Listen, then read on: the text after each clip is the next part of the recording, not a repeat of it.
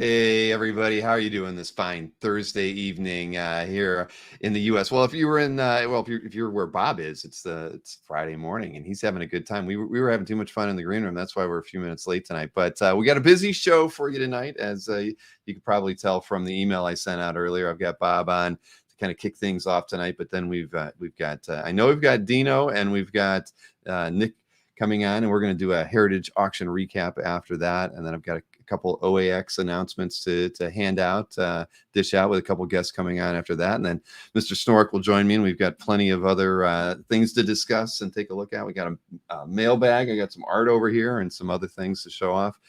So lots of good things going on around here. But yes, I did. All right. If anybody says I look like Prince Valiant, I will reach through the camera and slug you in the face. All right. Yes, I got a haircut. It's at that funny length that I'm not too happy about, but what am I going to do? All right. I wasn't going to put it in a ponytail, so I didn't have to look, like I am one of those hipsters. So yeah, you get what you get, a dye job. I'll work on that over the weekend, Marcus. Maybe we'll even go with a different color if it makes you happy. It's bleach blonde might be the next color of choice here for me. Yeah, for those of you watching the football game, that's okay. You can update the chat with the scores as it goes along. It is Thursday night football, of course. That's about exactly what happened, Rick Welch. Jason says votes blue. All right. Well, somebody did suggest that I dress up as Psylocke earlier in the green room, but it was me. And that was just an ode to Aranga, who, of course, is the only man I know that looks good dressed as Psylocke. Anyway, yeah, no man bun tonight. So, let's get this thing on the road because we got a lot to talk about tonight. So I've got Bob in the green room. As you know, Bob has finished. I mean, he hasn't hit his 70th birthday yet. That's just a few days away. But his big world tour is technically over, but he's not coming home. He's got no home to come home to. So he went back to Seoul.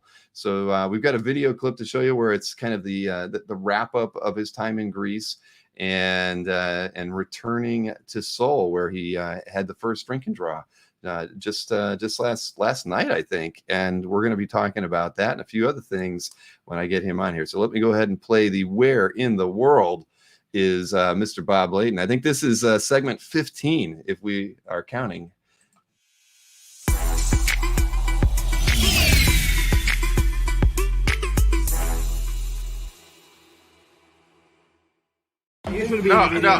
No. So help me here, okay? Yeah. We're doing okay. We got a table 5 reunion from your wedding. Yes. Right. And everybody who was at table 5 has shown up tonight. And still we don't have Yuska. So we don't have Ivafushka. We still don't. But everybody is here. Hi. And it's like just to, and also to wish me bon voyage, I'm sure. But thank you. Yeah, but thank you so much, all of you. It's been absolutely wonderful. And you have Elvis here also today. And I got Elvis. Check Elvis out. He was missing the... Yes. And I have to say, per request of Bob, we are at the fish restaurant. Although we all eat steaks. We got you steaks. We got you special steaks. guest. Yes, I already talked to the owner. He got you steaks, okay? So here we are. We finished dinner. We're all sitting around. This is extensively my last night in Greece, but we're getting a little bit of a serenade here. This is just typical evening here in Greece, don't you think? Look at this beautiful actress. You might remember her from last week's wedding. She recovered wonderfully. There you go.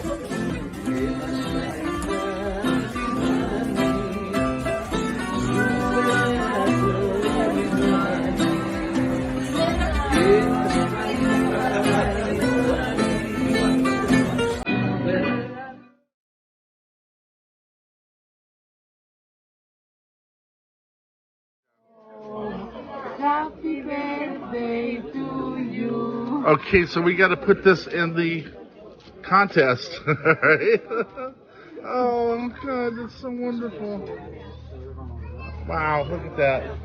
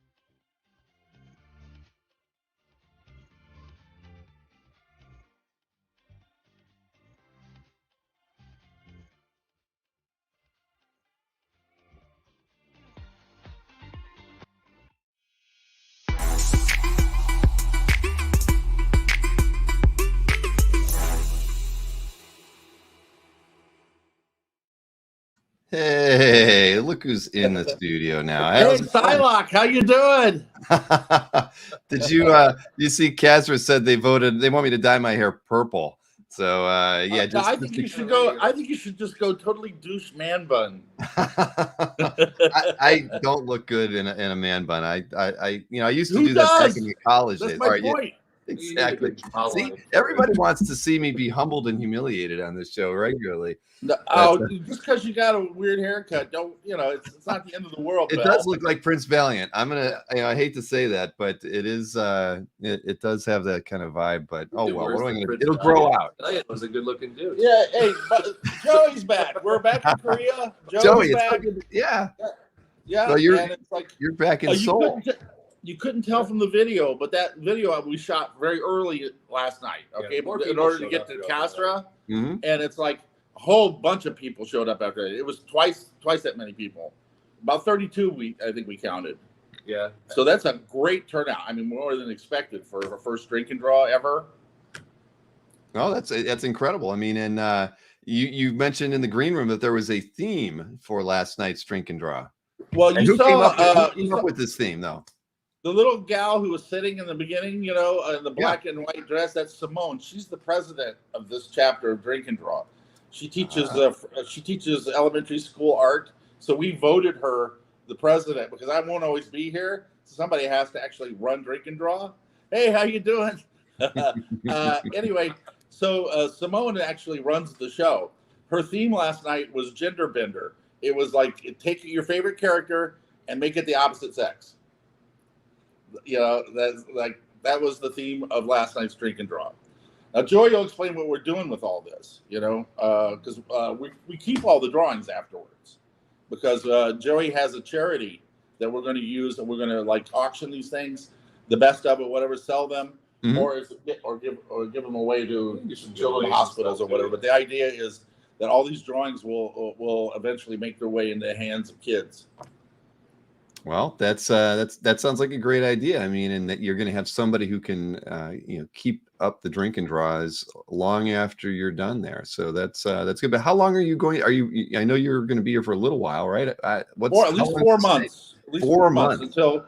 Well, a lot depends on the strike now. From what I understand, is that we can't really start production until the strike's over. So I might be here longer than I planned. I'm still waiting for Marcus to get back to me about when we're gonna actually start pre-production on the film. So until then, I'm in a holding pattern. But I got a nice apartment. We just moved me in last night. I'm about 10 blocks from here? Yeah. Joy and I walked to the store together today, so it's like, and it's cute. It's fine what I need. I need to get a computer and a drawing board and all that kind of stuff because I'm back to doing commissions. You saw the stuff that I did last week, just trying to get back into the swing of things. I did. Here, I'll let me get you a larger screen here. Let me put you here and there. Where is it? There we go. Come on. So I'm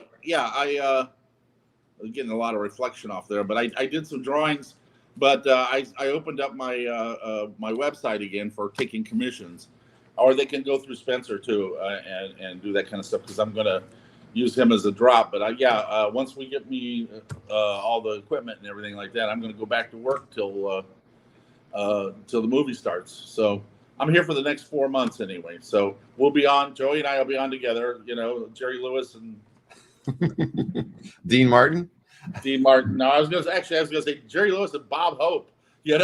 All right, that's probably more fitting. Here, it's like, So here, Anyways, here we go. I'm gonna let Joey take it away. Yeah, Tom Layton turned 70. Thank you, Costa. I love you, man. Feel better. Hey, and Jason wanted to know: did you do one of the gender bender drawings for the drink? I did. Yeah, but it's not about me. Oh, I know, but we're all curious. We had another professional here as well. Yeah, we had Kung Joon Park here. Okay. Who, he did. He's done a few comic covers and things, but he was a student of Jungie Kim's. So they, when Jungie Kim would do a heavy metal cover or Firepower, some of those big connecting things that he did, Park Jun was his colorist. But anyway, so he was here last night to help me, and what we did was we actually went around the tables and helped people with their drawing problems. Like I was teaching one girl how to draw hands, and another one was working on perspective. And so it was really kind of fun because you saw the light bulb come on and people actually came away actually learning something in the process. It was really pretty cool. I'm really thrilled about it. The first one was and it was great for Joey too because Thursday night's the slowest night. So now we packed the restaurant, right? With people ordering drinks and stuff. So it turned out to be a win-win for everybody. So it is going to be every Thursday then that you're doing this. Every Thursday at 7 to 10. Wow. Here at Dyson Comics Cafe. We had some people that were just visiting Korea. There's a hotel right across the street, and they came in for it too. It's a love hotel. Any hotel is a love hotel if you try hard. That's true. But that's the one I was living in. Remember, I had the penthouse. Yes. But no, they were nice. They were here from the Netherlands, right? Yeah, and they just dropped in and sat in on Drink and Draw. So we're kind of hoping that your audience, whenever they decide to visit Korea or whatever, they should come here and hang out with us or whatever.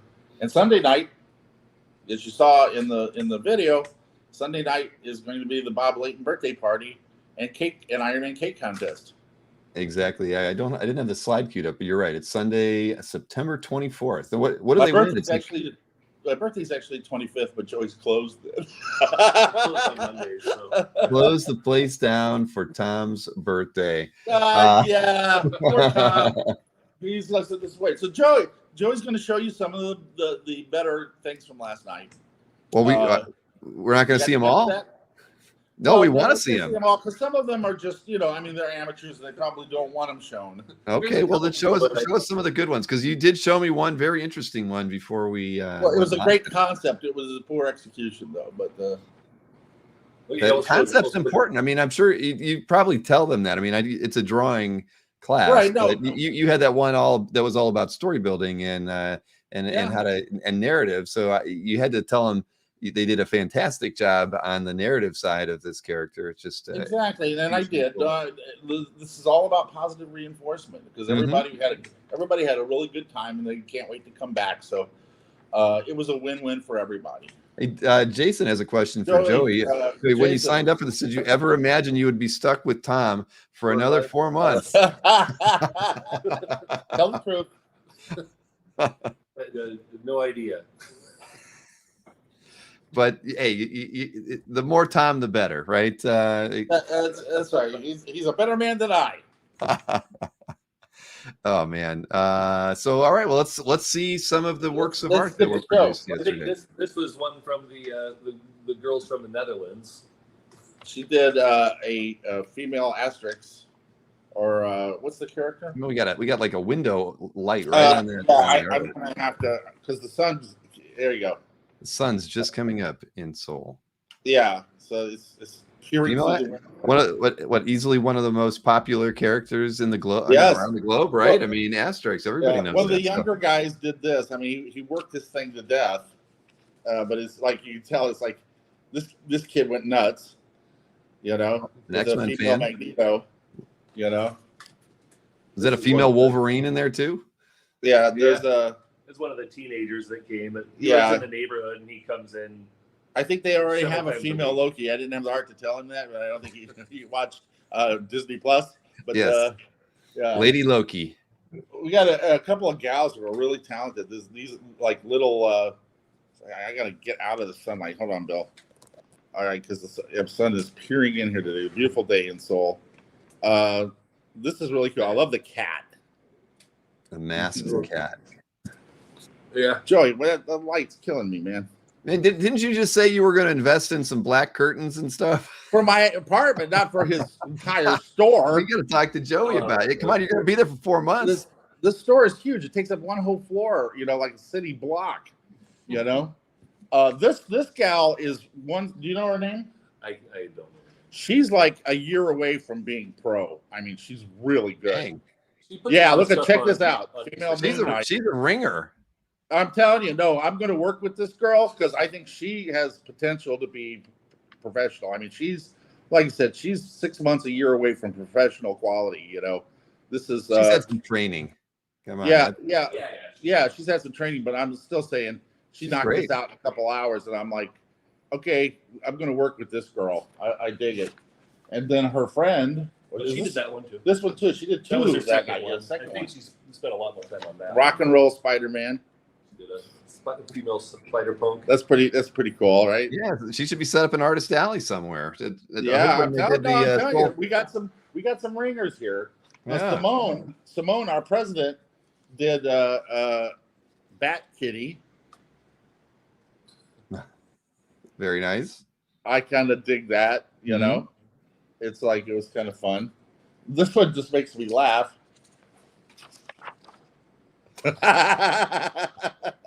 Just because. Hey, you just need a couple clamshells and some eyelashes. Yeah, it's the gender bender thing. Patrice. Yeah.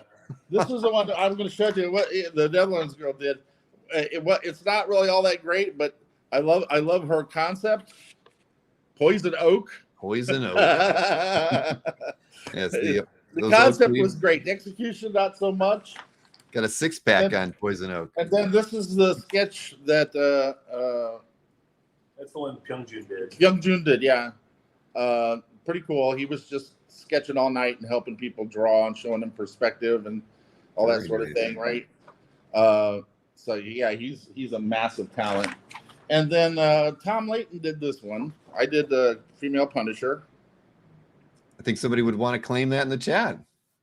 Yeah, let them have. They can have it. They can have it. All you got to do is pay for shipping from Korea. But that is awesome. Yeah. That's so that was our. That's pretty much it for. I mean, there are other stuff, but I don't want to bother you with that now. Anyway, let me get back in perspective here. Okay. There were a couple that were just kind of autograph seekers that came in and did a stick figure and twiddled their thumbs for 3 hours. Who cares, right? There's nothing wrong with that at the end of the Joey day. never loses because they buy drinks or food. I was gonna say, Joey, as long as they bought something to drink or eat, then that's okay.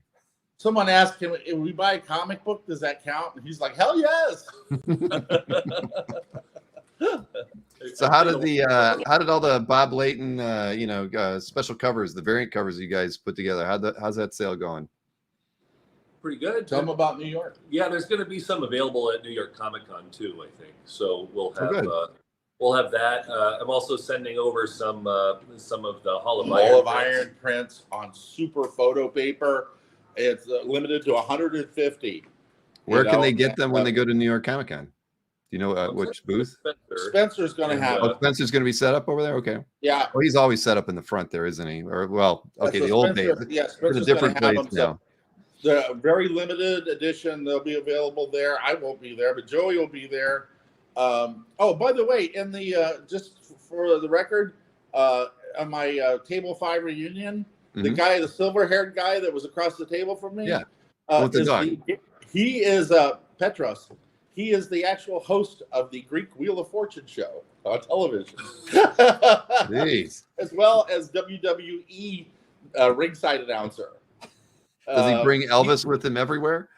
That's Stephanie's dog. But the point is, like, he's like super famous wherever we go out, anywhere there. I mean, he's mobbed by old ladies, because he's the Pat Sajak of Athens, right? It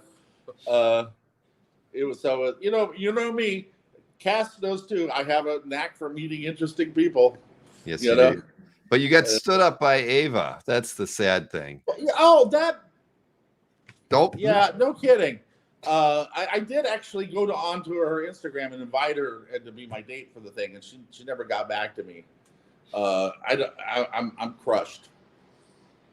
I would have been too. I Googled her. I was like, wow, this is going to be some good photographs that we're going to get from the wedding. Eva Fushka stood me up, She doesn't know what she missed out on, You missed a great wedding, man. It was so much fun. That wedding was a blast, and she could have had a time of her life with Tom Layton, man. Kestra said Ava sent me a DM. Oh yeah. Well, you know.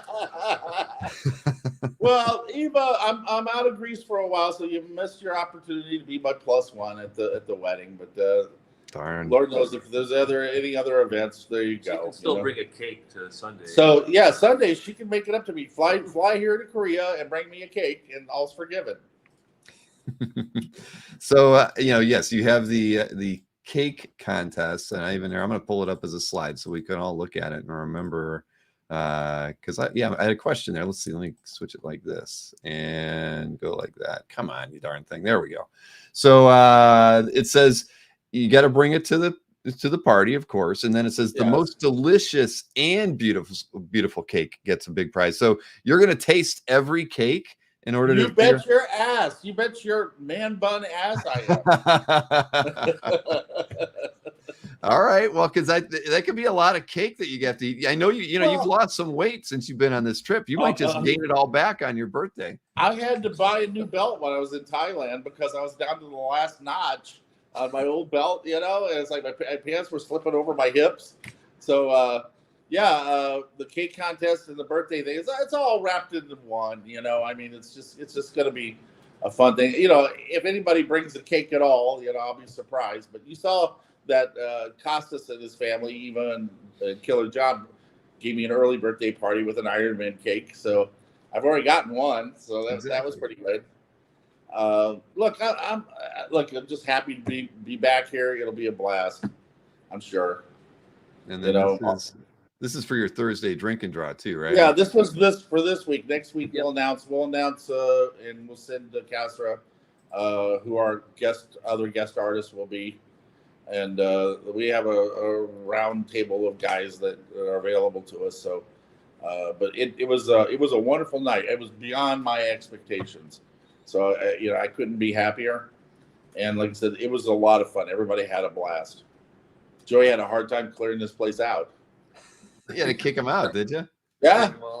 Yeah, it was after 10 o'clock, and still half of them were hanging around. It's like, and I was just loitering. Bed, man. I was exhausted. I flew all the way from Athens. I've been in the air 18 hours, man.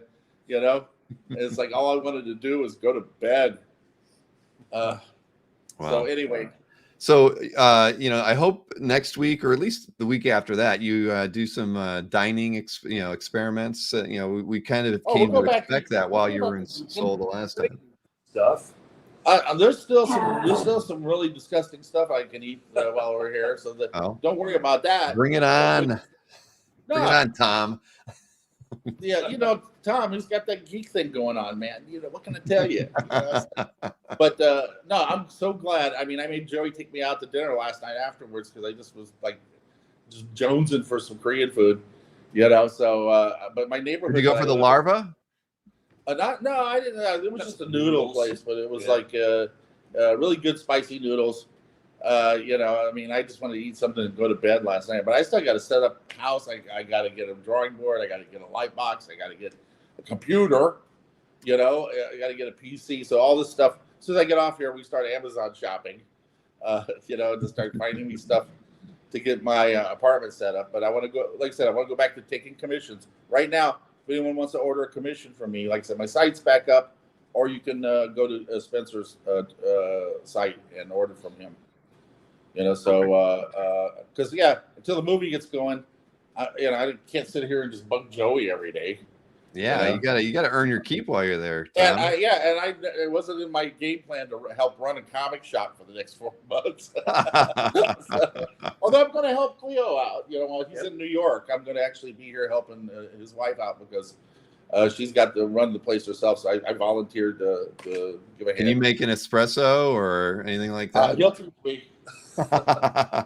Hey, before you go, there's somebody in the green room that wanted to say hi. So let's bring him on. I'm going to bring him on. Bob, how are you? Oh, Bob, It's Nick, Tom. how It's you Tom. doing, brother? Good, man. How are you? Oh man, consider yourself hugged. You are hugged as well. Oh man, I missed giving you a hard time. Well, that's what OAX is going to be for. You can give me a hard Is that right? I hope I can make it. I don't know yet. It depends on the movie. We're gonna find if you're not filming, you got to make it. Bill and Castro know they know what the situation is because I'm on standby here basically. But I know. So Nikki, let's raise some money. Let's raise some money. Do some stuff. Yeah, let's do some stuff. You know, let's do it. Yeah. Did you ever get rid of those 2 pages of mine you couldn't sell? They all sold. Oh, finally. Oh, good. Thank God. Would you probably knock them down to a nickel or something? Stop. No, I actually Will Gabrielle picked them up. I love him. Yeah. Will, thank you. Everybody man. loves Will. All right, so you need some more, don't you? I do. Let me. You listen. Send me an email what you want. I'll get them to you. Okay. Iron Man Submariner special. It's already on the list. All right. Well, get it to me, and I'll start work on it next week as soon as I get set up. Awesome. Hey, I won't be in New York, but this guy will. So I hope you get a chance. Yeah, that'll be nice. Joey. Come over and say hi, Joey. Joey, let me introduce you to Nick Perucci. Hey, Joey Croner. Yeah, dude, I've seen you every week for the last few months. So I already know you. People are going to want Joey's autograph in New York Comic Con. I know. I expect anybody in the chat that sees Joey at New York Comic Con, you better get one of those comics, and Joey better sign it too. So I told you got to get Joey, him. I said you were lamenting that he wasn't on the show anymore. You know, we were missing him when I was on the road. By the way, real quick, since Bill dressed up as Prince Valiant tonight, I thought I would bring a few more King Features characters. Oh, right. What do you got there? Oh my goodness! Oh, wow, that's fantastic. Thank you. That's fantastic. I think he should be Psylocke with a man bun. You know what do you think? Brother. I might save that for next week, Tom. We'll have more extra likes, Bill. 200 likes in the first half hour, and you'll be Psylocke with the man bun. Well, hey, Nikki, did you get a chance to see some of the artwork from last night? I did. I'm here watching everything. I got her. That one girl is a ringer, man. She's like I'm telling you, I'm gonna bring this. Where's her? She's very talented. Yeah, that I found her Moon Knight. Yeah. Where's the Moon Knight? I'm looking for it. Like we suddenly walked off. Walked off. Look at it here. Hey, This girl is a ringer. I mean, she's about 6 months away from professional level, and I'm going to work with her. I'm going to get her up there so you can exploit her, man, for really low pay. Because we love exploiting these foreign artists for low pay, right? Oh, Bob. Hey, when the art doesn't sell, Tom, you got to lower it to something that's affordable. I agree. Look, Nick, you can do whatever you want with it, man. You know that. Okay, so we need a Friday night art preview coming up. Shoot! I did a podcast. I didn't change it. It was supposed to say Nick missed Heritage. What? No, it's supposed to be like a Bill Cox gender bender costume contest. Well, actually, Bob, I'm going to do something crazy tomorrow night. You ready? Yeah. Who is one of your most famous collaborators? Who's one of your most famous? Junior. So tomorrow night on my show, I'm doing a best offer. Oh, that's awesome! Starting at $1. Okay, I'll put in for $1. Well, you got to just be there at 7:00 tomorrow night Eastern time. Oh, eat my.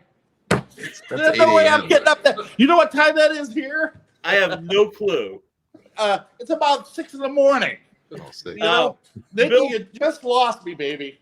Bill can proxy bid for you. That's right. I'll put that first $1 in. Bill, proxy bid for $1. I'm going to be on camera during that show with Nick, so I'll put the first $1 in for you. Get $1. All right. All right. So I got you covered.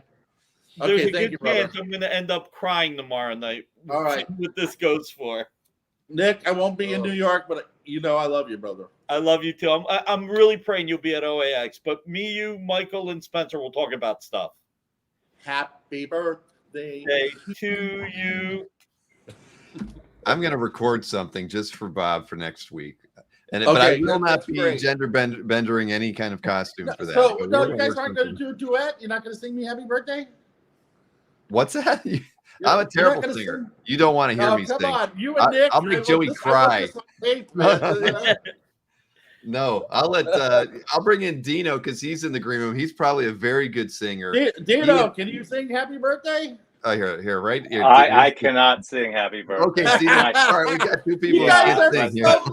lame. Happy birthday my to you, God. Bob. Sounds like your adventures are really, really thrilling to hear. And best of Listen, luck for the rest of the trip. I'm not done yet because the great thing from here is I can be anywhere warm in a few hours. That's so right. it's great. That's right. So I still figure that I'm going to do some traveling, but I'll bounce back here. This is going to be my temporary base until the movie. You're making us all jealous, though, Bob. You know what? Well, you know what? Living You know what? vicariously through Bob for the last It's been how many weeks have you been on the road, Bob? It's been a 7 couple months. of months. 7 months. 7 Wow. months, man. That's Yeah. and you're going to be out. This is like it's not a it's a year-long world tour for you because you're not. That was the idea. Look, the never-ending. You only live once, and like you said, all you guys have to do is remember how many of my contemporaries have died in the last 2 years. That's one of the things that got me off my ass. And I said, I want to see the world while I'm still healthy, I can still do this stuff. So a lot of it is like, if I don't do it now, when am I going to do it? Mm-hmm. Right? Yeah. I just got to say one thing before you go, Bob. Happy birthday to you. I love you, Nick. Happy birthday to you. Come on, Dino. Happy Come on, Prince Valiant. birthday, dear President. Bob. Happy birthday to You. Thank you, There guys. you go. I love you all, man. That's as good as it Thank you so gets. much. That's as good as it gets. Or as bad as it gets. They wouldn't even let me in the choir when I was in elementary Notice school. Joey didn't chime in. That was when I had a high voice. Yeah, Joey, Joey, like, it's over yet between the signing, the cake, and now this. What? I live a boss's life, Nick. You know that. I do. It's awesome. Yeah. All right, well, listen, Bob, thank you guys. Joey. Get on the show. I love you guys. Thank you so much. Hey, it's we'll always see you next fun. Make week. sure if you go out and eat something special, you record it Oh, for we'll us. tape it. And Don't you worry. we look forward to seeing you next Thursday live, right back here on the cafe. Right back here. Hey, At Bill, Dice I think we're raising some money too. Some people are willing to throw money to get me singing lessons. Guys, Oh, super boy. chat to Bill All of us. singing lessons. That's Yes, awesome. exactly. All right. That's awesome. We'll see you guys All right, next on with week. the show. Take care. Actually, that was Crazy, really crazy. practice. That was really practice because if this goes too cheap tomorrow, I'll be singing for my supper for a while. It is Oh, boy. sad. Nick and I are probably the only Italian and Filipino people who can't sing. Like that's impossible. But I really wasn't allowed to be in choir when I was in like second grade. It scarred me. It scarred me to this day. I remember going in and the teacher playing piano for me to sing "Let's Go Fly a Kite Up to the Highest Height," blah blah blah, whatever the heck that song was, and I could see her grimacing while I was singing it, and because I was belting it out, I thought I was freaking Elton John, in 1976 or something, and she just kind of patted me on the head and sent me on my way. I never got to sing in the choir, so I've learned. I know my place when it comes to singing. So, Bill, we're having karaoke night at OAX. Is that the deal? Oh, I see. Yeah, my. Chuck Arndt. Well, you know what? If Mike Allred had his way, it would be karaoke night probably every night at OAX because he does a weekly Friday night karaoke night at his place in the West Coast. I mean, it's his thing. I was half tempted to ask him if he wanted to like go on stage before the auction and kind of get things ginned up and started by doing some kind of karaoke. I have not asked him, but well, you know the rule. He'll be all the way tempted. He'll probably say yes. He The would. more beers there are, the better the voices sound. That is true. That is very true. Well, it's a cash bar that night, but yeah, I'm sure everybody will have had a few beers in them before the auction starts. But yeah, I've been very curious to see how Mike would do with karaoke and trying to figure out how can I work him into OAX in some manner, whether he could be doing karaoke as the hall opens, right? And just think about the right song for him to sing as everybody's coming in through the door. I don't know. It'll be a surprise. We want OAX to be nothing like what you expect and everything more. So yes, there is free pizza. Mr. Easy Go Lucky's got that right. Saturday night at the auction. It'll be cheaper to wallpaper Dino's room, private room with $100 bills. Oh boy. Hey, this is new. I haven't broadcast from down here. I figured Nick's in his office, so I know, Dino. My from my goodness, calf cave. this So, is the first time. I mean, wait, can you move the camera around a little, or is it oh fixed? yeah, so that's all down the wall and down this wall. As we always ceiling. There's a new Wolverine Arthur Adams that I just got from a good friend Justin Porter. Oh my goodness. And on the door, got my little Punisher. Anyway, it's just my little. And I have down here. You have a whole bin of twice up stuff, and I can show some new additions later. But I'll focus on what we're here for. Dino, you set the bar really high for a calf crib early on, before there was even a calf crib. You did that, and we were all enthralled. I mean, well, I was telling you that my wife only gave me one small space, so I tried to maximize what I did with it. So. And you certainly did, because that's a recliner you're sitting in, right? You can lean back and look at the ceiling. I have to imagine. It's just a bar chair. I do have a recliner that I can bring down here, but no, I do have a little bar chair. Just for, well, I want to just escape from the world. I just get in here, close the door, and just look around. Marcus says you need to commission somebody basically for a triangle piece to fill that one. Oh, where there's a stairway there or whatever's above it. You got a little extra room there. You might be able to fit some strip art underneath it, but other than that, that's right. Wall to wall. Good choice. But no, happy to be here and kind of. So, hi Nick, how you doing? Good, man. Good. I am not kidding when I say nervous about tomorrow night. I started off the whole idea that tomorrow night, if we had 100 people in the room, we would start this at $1, and if not, it was going to start at 7,500. And now I decided, let's just start it at $1 and reward everybody. Yeah. And I think Marcus is out there telling everybody not to go over $20, and then they'll sell it and split the profits. Or I can just give Bill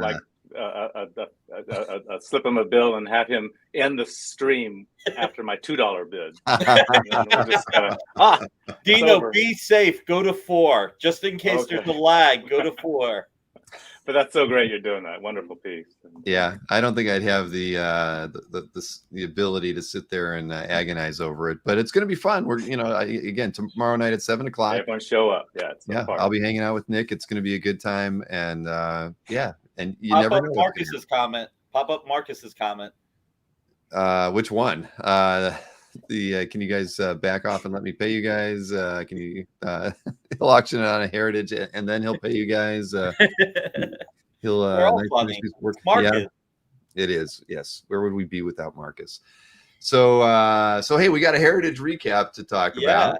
And I made just one slide for it so we can kind of kick things off. Clearly Berkey is not showing up because that's Mike. He's watching Thursday Night Football, I imagine. Wrong slide. Here we go. But here is the last 2 years of sales data from the Heritage Signature auctions. Honestly, I kind of thought it felt a little light, but then you can compare it to if you remember, the June had the Frank Frazetta. So there's a June 2023 no FF. It's 6.7 million and just over 8,000 a lot. So this one at almost $6 million in sales. And $10,000 a lot. It's kind of an uptick, at least in the price per lot. So it's kind of holding steady, right? April didn't even hit 6 million. January was about the same. Maybe when we think back to the major uptick that we saw in art sales that started late, mid to late 2021, that kind of carried through much of 2022. Maybe all we were seeing was just this, I don't want to call it a bubble, but whatever it was, there was things that was forcing the market up higher, and now it's just kind of gotten back and it's settled back to where it was before whatever spurred that on. I mean, interest rates were low. We still weren't quite back in the cons and whatever else, but maybe it was just an aberration, because it's not like we haven't seen a retraction like you were expecting. I don't know. Yeah, first of all, hats off to Heritage. I mean, what a wonderful sale with 650 lots, and I think a great variety of artists and different genres.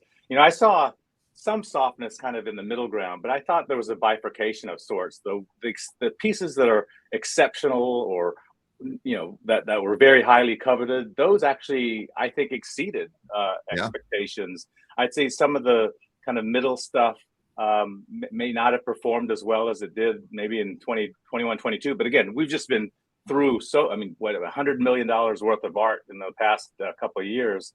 That's tough to bear with new pieces. And I think there's some sensitivity, I guess, from sellers to put in large pieces until kind of we get the bearing of what's going on. And lastly, I think there's a number of pieces that were actually coming to market within after only about a year or two. Mm-hmm. And I think those didn't fare as well as probably the seller had hoped, but that's just the nature of, the market. I mean, Nick, what do you think? Any other thoughts? Well, look, the comics market, the trading card market, all those markets where the collectibles were more readily available. I mean, the one comparison I'll always make is giant size X-Men 9.8s are plentiful. You can buy one every few weeks. Someone has one for sale. And they shot up from $12,000 each to, I think the high was $67,000. So comics and trading cards, they exploded. As a matter of fact, the collecting industry got so insane. People were buying video game cassettes. One went for $1.5 million, a encapsulated graded cassette, and now those are going for, relatively speaking, a fraction of what they were going for. Art started picking up later in 2021, early 2022, as you saw more expensive pieces come out that you never saw before, and those prices brought out even more pieces. But I think we didn't have the huge boom, so we haven't had the huge bust. I think Dino's right. There's a lot of middle of the road art that maybe is a little bit more sluggish, but I think that people that were willing to bring out really expensive art to try and get other expensive art, that part has slowed down. There are a lot of people, and I don't subscribe to this. I will tell you this. I've had this conversation with Glenn. Neither Glenn nor I believe in this, but there are a lot of people that put in art in an auction, whether it's Heritage or Comic Connect or Comic Link or Hakes, any auction, and they look at it like all the money they make on the art that they're making, it's like free money to then bid on something else. They're like, oh, well, it's not costing me anything. I honestly don't subscribe to that. We have our limit on everything. And if I don't win what I wanted to win, I've got money in the bank at the auction house for next time. But we're seeing a little bit less of that. And the crypto money is down, if not mostly gone. Unfortunately, NFTs are on the wing. That was a fad. We all know that. Thankfully, it's gone the way of the dodo, which is wonderful. I don't know about that. Okay, it's not gone, but it's not the no. And what's happened with NFTs is it's people like Gary V who actually really is in touch with their audience and keeps their NFTs doing well. But it's more limited. What happened was Bill, to what you just said, people treated NFTs like a gold mine, like let's throw them out there, take the cash, and we don't care what happens after. But there were a few people, like I said, like Gary V, who created his own NFTs and who made sure that he took care of the audience. He didn't just take the money and run like other people did. So, but again, it's diminished. It's completely diminished. But the good thing is, when you look at, I think the one thing that we saw in the last couple of auctions, and Dino might agree or disagree, but reserves have really taken a beating. Most pieces of art that had reserves did not exceed the reserve and get bid on. There were definitely two exceptions with Heritage, the two Golden Age pieces, the leading comics cover and the Batman cover. Those hit reserve, but the other reserves did not get hit. I mean, that Brian Boland Batman 400 had like a $40,000 reserve. The Iron Fist had a $45,000 reserve. Neither of those hit the reserve. So I think that we've got everybody also just being more careful. So, and you're right, interest rates are up. So it's harder to get to pay for stuff later. Well, as for the reserve, I think that Iron Fist 15 half splash, which I used to own that. I actually sold it, but I think who could signed it. I think would have gone past the reserve had it not been a reserve. It was at 33 or 35 before the reserve hit at 45. And I think if it left to a live bid, I could easily see that going past 45, but it didn't hit that once the reserves was posted. It didn't have any action. Yeah, and you know what? At that point, people get more vested in the pieces they have bid in. Right. So, but hopefully the people who did the reserve put it at a price where it says, if it doesn't sell, I'm happy to get it back. And that's, there's nothing wrong with that, I think. But as Marcus said, get some shill bidders and you're fine. Yeah, that's right. Well, so the one thing you can say then about the art market and those of us who buy original comic art is that, we didn't kind of buy into the fad. Whereas comics and trading cards, like, they overinflated their market in such an ugly way in a short amount of time. But, we did it rather gradually. So we didn't have this gigantic bubble because we, as it's a little bit more reserved crowd at the end of the day. I mean, we were spending more money because there were several, a lot more choice pieces on the market, but not, blindly making, stupid purchases that we saw in the comic book market and the trading card market. And you look what happened to that. It's almost embarrassing what happened over there. Well, but people would pay inflated prices because they thought they would, recoup that in 3 years with Accelerate. But if that's not going to happen, you have to be very careful about your purchase.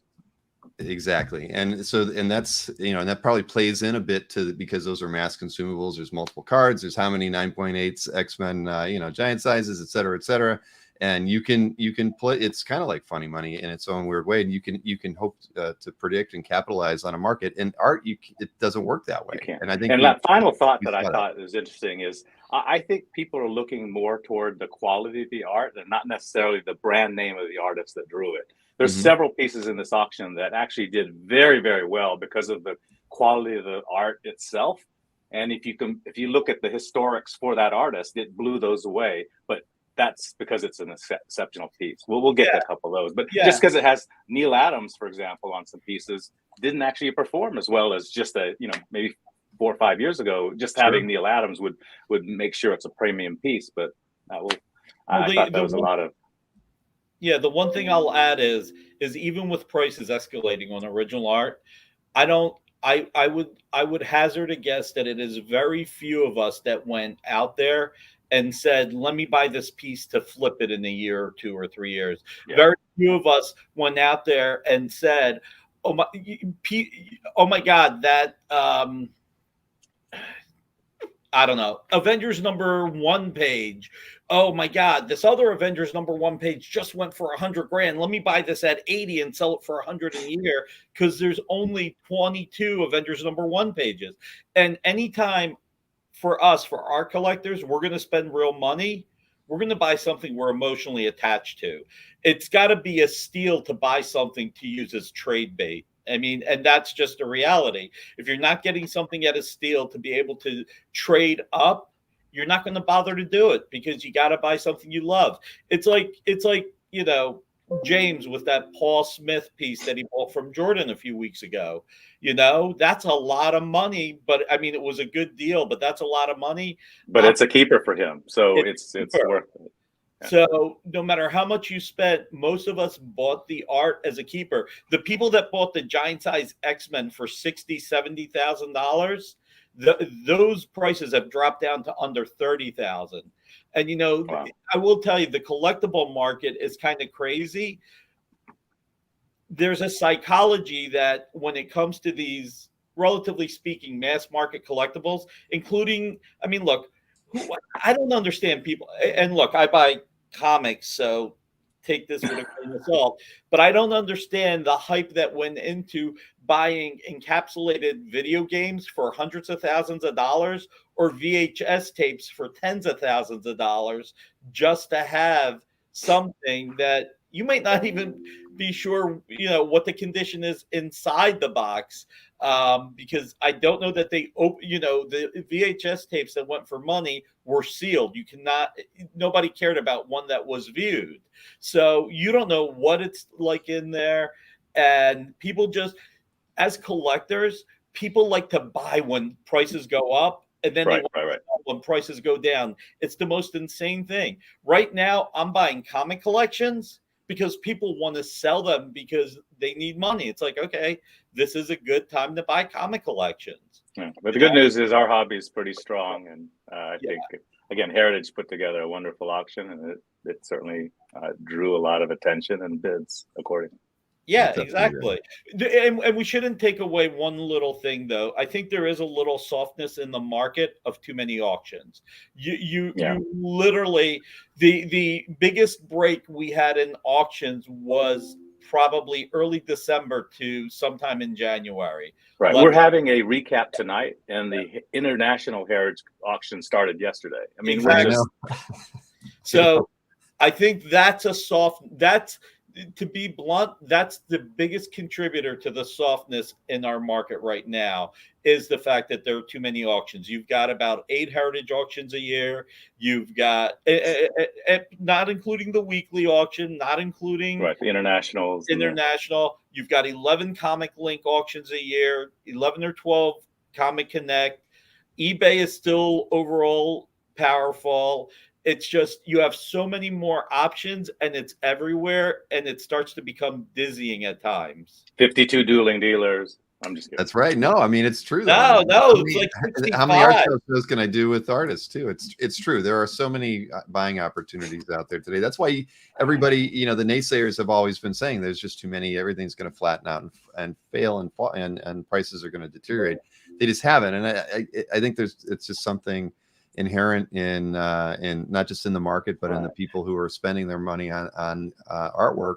Maybe like with dueling dealers, I don't have a problem saying that we don't sell as much as we sold early on, right? Because the conventions are back, people are getting their con sketches and everything. They're getting their fixes in so many other places than they were before. So we don't sell $60,000 or $50,000 or even $40,000, but we might sell only 10 one week, or like last night it was 27 or something. So it is what it is. I mean, it's you at the end of the day, you're just going to dilute. There's only so much money out there, but there are so many places to buy from these. And going back to what Nick said, as long as you're buying stuff you want and you would keep and enjoy, keepers that you'll enjoy and cherish, it really doesn't matter how much you pay, because the auction market lets you, at least there's a market up to the point you bid.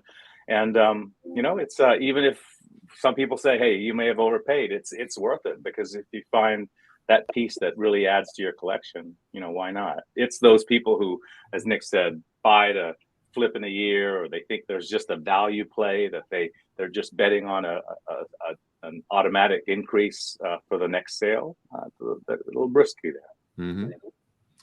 Well, why don't we look at some individual lots from this last auction? And all 3 of us picked 7. So Dino, do you mind if we start off with you first? Wherever you need. You want to go through all of them, or you just want to rotate? Well, just the way I've got them set up, it's easier to go through each of our sets. Is that all right? Yeah. Okay. Again, I picked 7 that I had interest in, or at least looked at, and you got in reverse cut. So I always want to choose something from the under. Oh, okay. Yep. I'll go. I got the Let's tab start in with the this. order. I'm sorry. When this hit in the catalog, I love this cover. It's very memorable. It's a Jim Starlin. It's got Ramita in there as well. Sorry. Here we go. But anyway, this is an example of one that just has everything, like checks all the boxes. A big image of Captain Marvel. It's right in the mid 70s. It has the entire Avengers in great composition, where you can see all of them. And it's just a wonderful cover. And like that Kane Spider-Man, I think 151, that sold just twice above what other Kane Spider-Mans have sold. This was one that I knew was going to go high. I actually had a very strong interest in going after it, but it just went way beyond what I thought I would be comfortable spending. But it hit 180,000, and I think looking back, it's hard to top. I revisited all the Captain Marvel covers, and I thought, it's hard to pick another one but this one, unless you're a Thanos fan. Right. This one has everything, and I just think, again, the composition, the kind of Falcon Marvel image, it's just extraordinary. And it hadn't been a Captain Marvel cover come to market in 4 years. So boom. Yeah, no, I agree. It's fantastic. I don't know. I wasn't thinking 180, but at the end of the day, it doesn't shock me because I felt like the imagery on this thing is as good as you can get outside of having Thanos on it. I mean, what more could you ask for, really? Oh, So it shocked me. yeah, It okay, shocked me. Yeah, yeah. I thought that's this was going good. to end up at 70, 80. My bet was 84,000 with the juice. I was So talking to a couple of collectors, and they're in the chat. They said, "Be prepared to go six figure," you know, and I said, "Oh, that's quite a stretch," but they were right. it is, and this goes back to something we touched on earlier. A friend of mine went up to 115,000 on it. He told me after, and I said, Why did you go up to 115? You told me what your budget was before the auction started." It's like 80. And he said, "Well, I just thought I could put in another 100. I can pay for it and put in another $100,000 worth of art to pay for it." And that's the trap people do fall into, Right. which is, well, if I win it, let me, for me, if I'm going to use money to pay for stuff, it's like Joe and Nadia say when they come on your show, Bill. Mm-hmm. Pick the stuff you want to try and sell to pay for a winning before the live auction starts, because we want to be able to let you honestly know if that works for us and if we think you're going to hit that money if you put the art in. So putting in the art after the fact, but I mean, he went up to $115,000 plus juice, and I was just like, wow, because I think if I remember correctly, and I may not, he was hoping it was going to go for 60 plus juice, 72. So that was around his budget. So, but yeah, this surprised the hell out of me. It really surprised. I mean, this is the highest ever paid for a Captain Marvel Yeah, cover. the number 4 years ago, there was one that I think the one that has a prominent Captain America with just the starry background. I think that went for 54. Yeah, I mean, Dino, you should have this won is- that so that you could sell me that Flash cover and a few other things. Oh yeah, that's right. Oh yeah, but anyway, I just thought this was terrific. Anyway, It was. I mean, absolutely. Again, it really. Second one, talking surprising. about a cover filled with heroes. This is a Perez 35th anniversary Avengers cover. I actually consigned this one. I owned it for a few years and thought it was time to let go. It did very well, 38,000, and I'm glad it was hopefully found a good home with a collection. It has not only the Avengers prominently here, but you can see even the balloons have Avengers. So Perez, in all his good style, is able to pack a cover full of heroes and detail that's certainly deserving of a high price. And this went for higher than I thought. I didn't consign it with expectation of this high, but really pleased that it did well.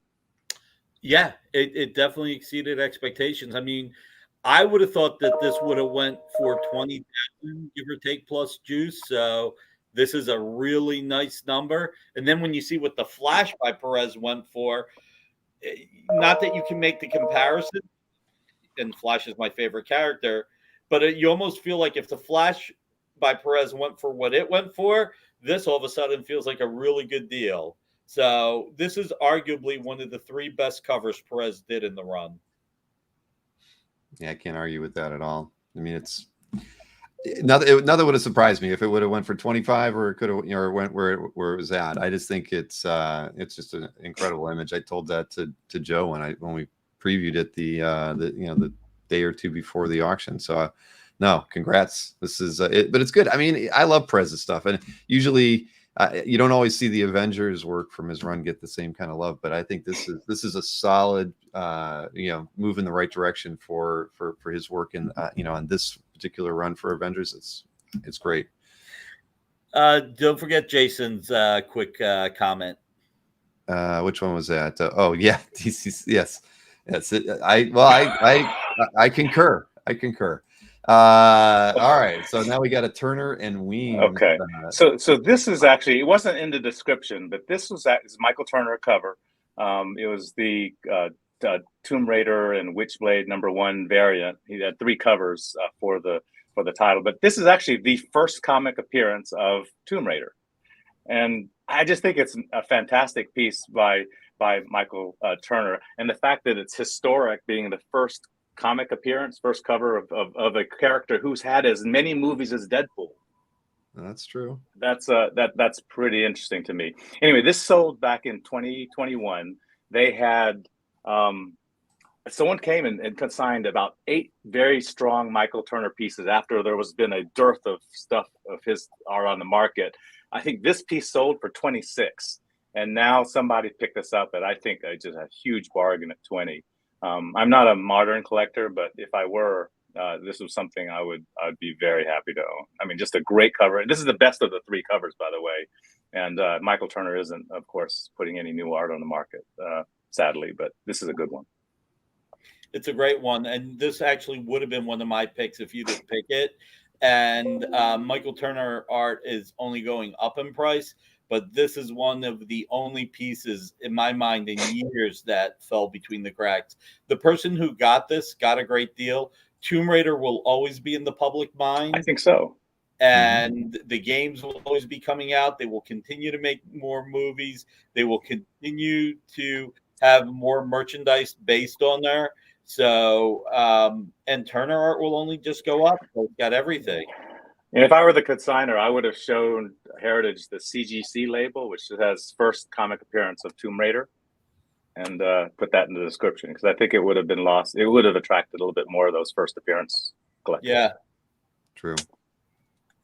Well, we've talked about that a lot, at least on the eBay side of the world. People characterizing or not, giving enough information. Heritage typically is, well, I don't know. They're pretty. I think in the past they've been fairly good at that. But when you see something like that, you do have to wonder whether or not that might have played a role in where it ended up. It's up to the consignor to proof it. I mean, look, all kidding aside, the auction we just completed had 650 plus lots.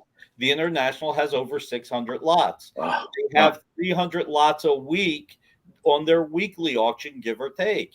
That's a lot of lots.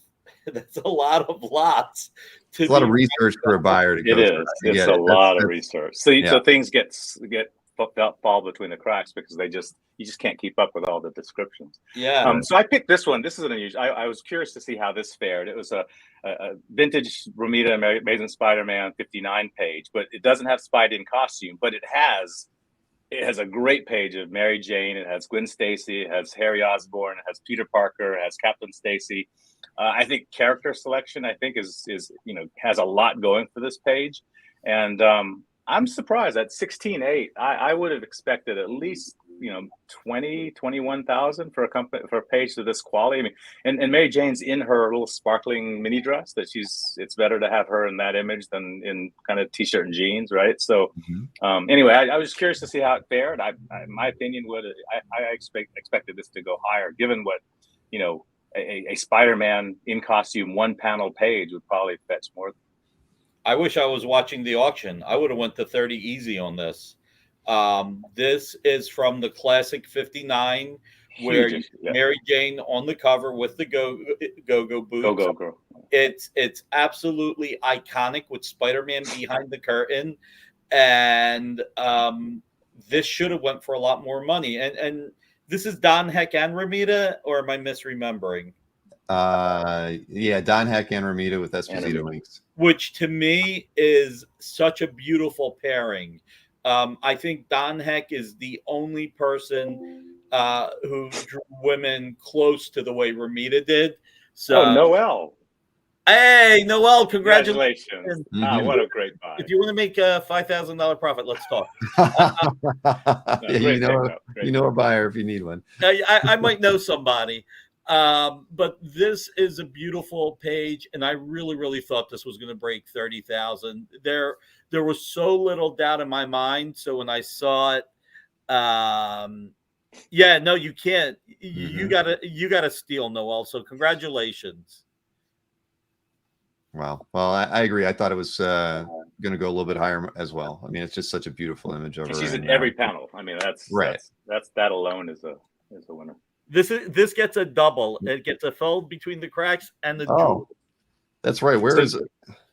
Here we go. I don't know. Oh, I where didn't have these here. I got mine right I here. didn't bring my paddles, but next time I will. Okay. So this one I chose. You created the paddles. You created them. I know, but I'm not in my office. I'm down in the cafe for you guys. So so I chose this one. Here's some DC art for you. It's a Twice-Up Kubert page from GI Combat. Which number? 68. 68, which is a famous issue for a collector standpoint, because this is actually the prototype of Sergeant Rock. Now, he's not called Sergeant Rock at the time. He doesn't debut really until Our Army at War '83. But this is the first time he's called, this boxer is called Rock, and it shows him being tough and, I can fight all day, stand up and fight. A Twice-Up page of all quote Kubert goodness. I loved the page. I had it tracked and wanted to see how it fared. And at 14,000, I think it's right at where it should go. I think if you got I can't imagine a better page that kind of shows Rock in kind of his primal form before he becomes kind of Soldier Sergeant Rock as we got to know him.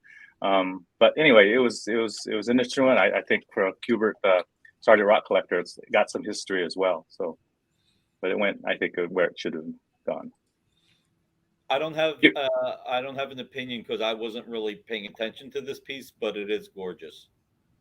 Agreed. I've got a Kubert in my set as well. So yeah, no, great. It's a great page, and I would have expected it to be right where it's at. I think that's a really fair price for it.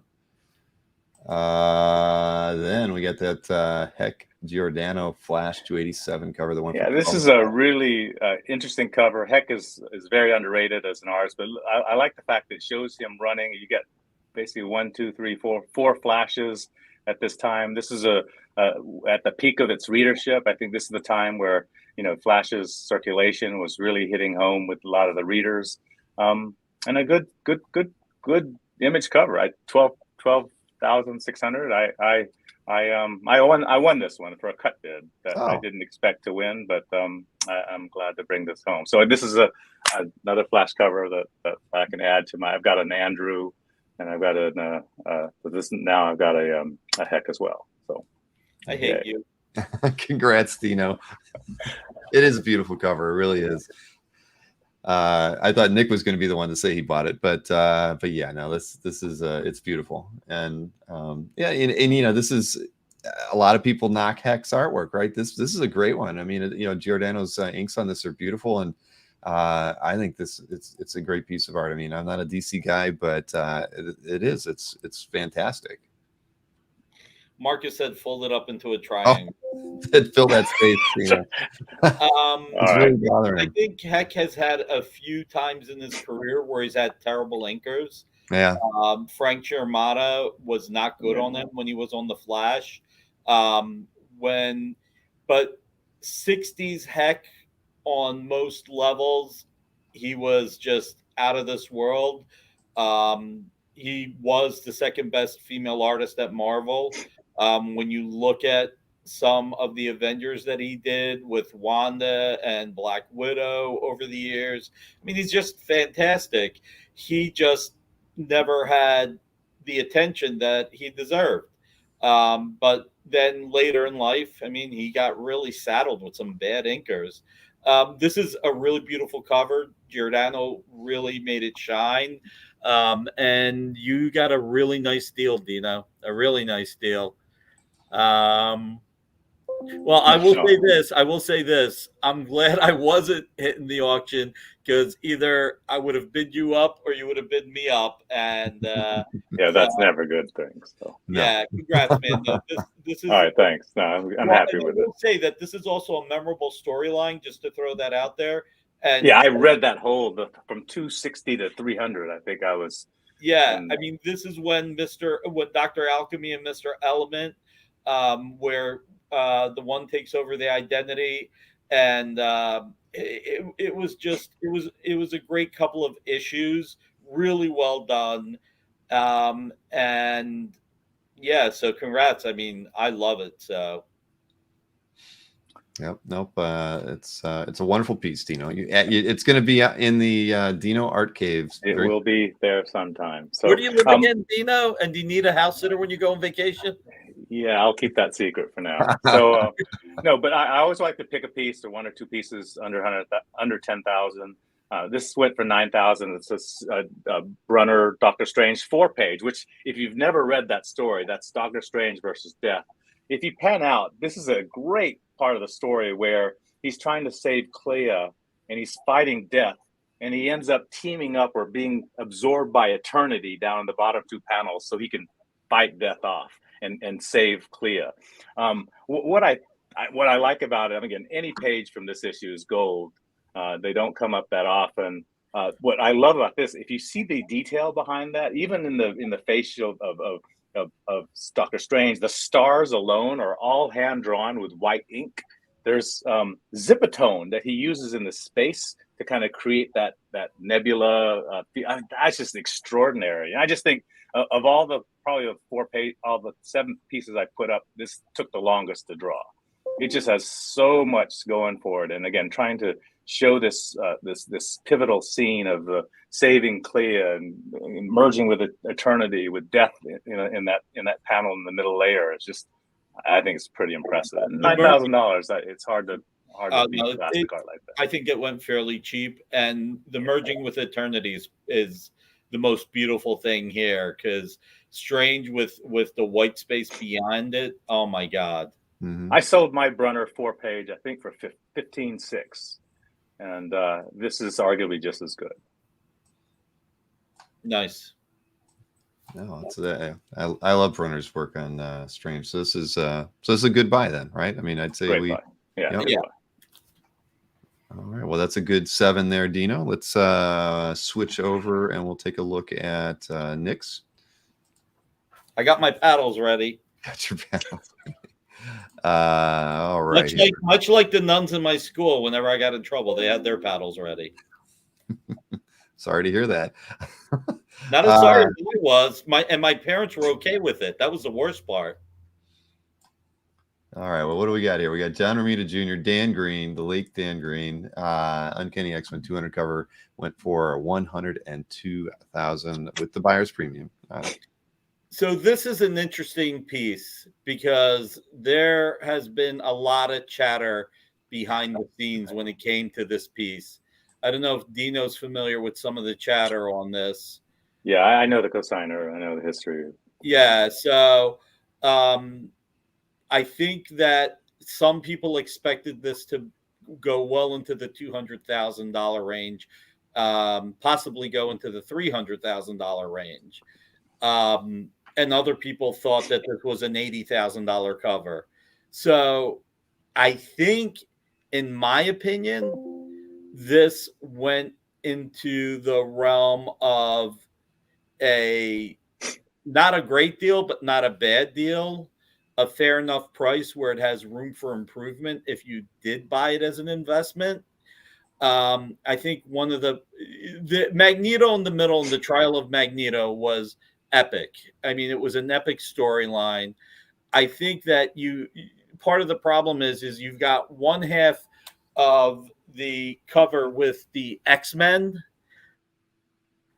and you have the other half of the cover with 2 villains that nobody cares about. Mm-hmm. So I think that was the biggest problem with this. If you had Brotherhood of Evil Mutants, if you had the Blob, or if you had Juggernaut, or any 2 villains that people would care more about, this would have went for a bit more money. It is classic. These covers are impossible to come by, the John Romita Jr. covers from the first run. So I think the person who won it got an okay deal. I think the expectations were a little too high. I mean, look, you've got Wolverine, Cyclops, Colossus, and Rogue. You've got 4 great X-Men. You've got Magneto in the middle. I mean, this was a powerful storyline. This one, dealer's choice on whether or not you thought this was a good deal or a bad deal. I think it's a good deal. I actually think I look at some of the Ramita covers that have come to market. Yeah, it was like 3 years ago, 4 years ago, but it would just have Cyclops and a villain, and that would be a $60,000 to $70,000 cover. So, Yeah. getting all the characters and Magneto and a double issue, and I actually thought it would be kind of not 200, but I was thinking more kind of 140, 150. But I think it's just a matter of just again a lot of auctions, a lot of quality art, and um, I just think it's just hard to keep up with what's up there. I think if you're an X-Men collector, this would probably be on your list. But as you were saying, you don't really get the full X-Men. It's really Magneto in the center profile. So Yeah. but I expected more. But good, great cover. I'd love to have it, but I wasn't chasing me too. it. And I agree. I was thinking it was going to go a little bit more than that too. I mean, it's not the 150 cover, which would do incredibly well. Oh, cool. But 200. I mean, it's an anniversary issue at the end of the day for that. I mean, but it is what it is. Yeah, and Tariq said, I think it is the Strucker twins, but again, the Strucker twins, not exactly the most well-remembered villains in the X-Men roster. Mm-hmm. But again, some of the Ramita covers in this really beloved run, they only feature one or two characters. Yes. And some of them just feature one. So I would have. This would be a one and done. Right? I have to wonder to a degree. I'll throw one thing out there, and I don't think I'm right on this, but I'll throw it out as a possibility. I wonder if because there were high numbers thrown out about this, that people just decided not to bother. Like, oh, if it's going to go for 200,000 or 300,000, why am I even bothering? I'll save my Exactly. So that could play against it a little bit. I think that happened with the 268 cover where some people were saying, oh, that could go for $400,000, $500,000, $600,000. Because to a lot of people, myself included, that was one of the most well-remembered Jim Lee issues. So, I mean, it did well. I think it did 300,000. But I think sometimes when there are high expectations, it does scare people away. All right, so this one fell through the cracks. What did it do? 108,000? 102. 102. Oh, wait, I'm sorry. I got the paddle wrong. Sorry. This was a Jewel. This was Walworthy. This was a Falcon. This was a winner. This was a doozy. And this was a strong price. This was fantastic. And I actually corresponded with Sean Clancy a little bit after. And he said that, I mean, I didn't know what to expect here. I should have asked Jeff Wedding. I would have been curious. But Sean thought I think I'm going by memory here, that maybe it was going to go in the 30s, or maybe he said 60s. No chance. I just can't remember, but it went over 100, and it's just unbelievable. I mean, it's a great cover. I think this exceeded anybody's expectations. So. It's also from the first 5 issues of the run, it's not a marquee artist. It's Hoberg, right? So this is again an example of it's just the right. This is what you were talking about earlier, Dino. Yeah, and it has Death Star. It's got Luke and Chewbacca. It's got Han, and it's just it's a great cover. I just know these Star Wars collectors will just pay anything for the right cover. So it didn't surprise me that bad that it went to 100. Just given it's a 5 issue number 5, which is just so early in the run. Mm-hmm. I think that's the one thing about the Star Wars covers. It's definitely like Micronauts, like a few other characters. I mean, Star Wars is far more mainstream, right? But it's a series of covers that you just need the right 2 or 3 people going, just like anything. But when it comes to this, the right 2 or 3 diehard people, they will absolutely push it up. I mean, look, it's like the Star Wars Frank Miller pinup. I remember when you were interviewing Joe, and I thought it was going to break 80,000, and Joe was like, Nick, don't say that. If it doesn't come close to that, we're going to look like it didn't succeed. And it did. I think it did break 80,000. It was the only Frank Miller Star Wars pinup ever, and it just added a lot to the luster. And look, I mean, God bless to the consigner and God bless to the winner. This goes to what we were saying earlier. whoever paid 100,000 for this, I doubt bought it with the idea that they're going to sell it for more money in 2 years. They bought it because they love it. I would have gone after it, but here's my Star Wars cover. I got. Put them up full screen. No. Dino, put it up. You're full screen. You got to share. So this is Star Wars painted cover, Matthew Lefray, Heir of the Empire, #6 cover. Nice. Really nice image of Luke. And now the #1 cover is the highest ever auctioned for a Star Wars original art. It sold for $156,000 at Heritage in 21.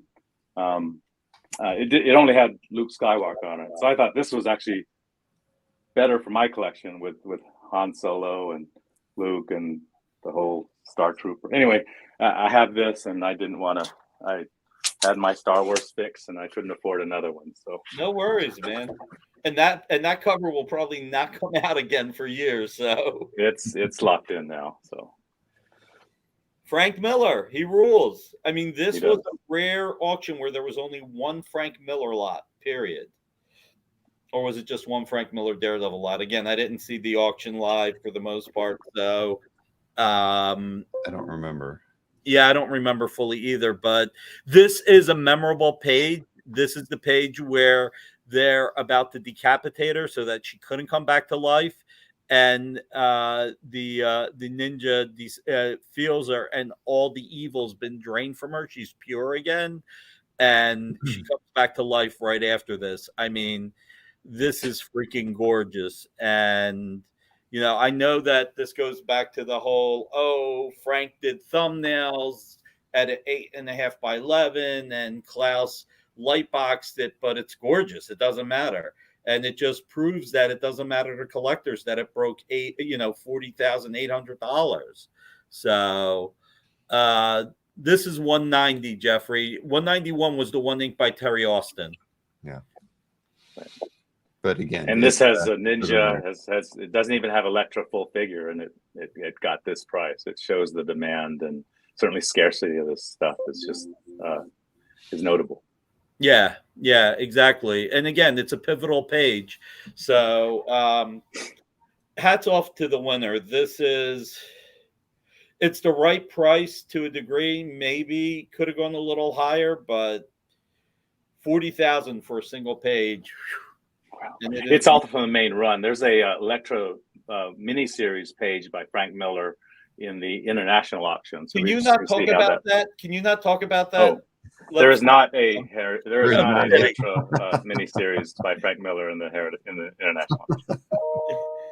So there's two beautiful pages. There's one from Elektra Saga, and which I used to own, so it'll be interesting to see where that goes.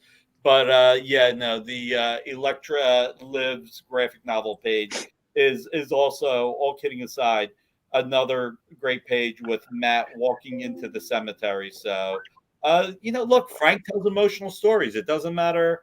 It doesn't matter when he's one of the best creators ever. So this again, you got Mr. Element, you got Reverse Flash. I can't tell if this went for the right price or was a good deal, but it's a gorgeous page, and I would love to have gone after this. I think it's actually a bargain. The last Heritage Infantino large flash page 1 splash sold for $26, and it only had a very small image of Flash and a nondescript villain.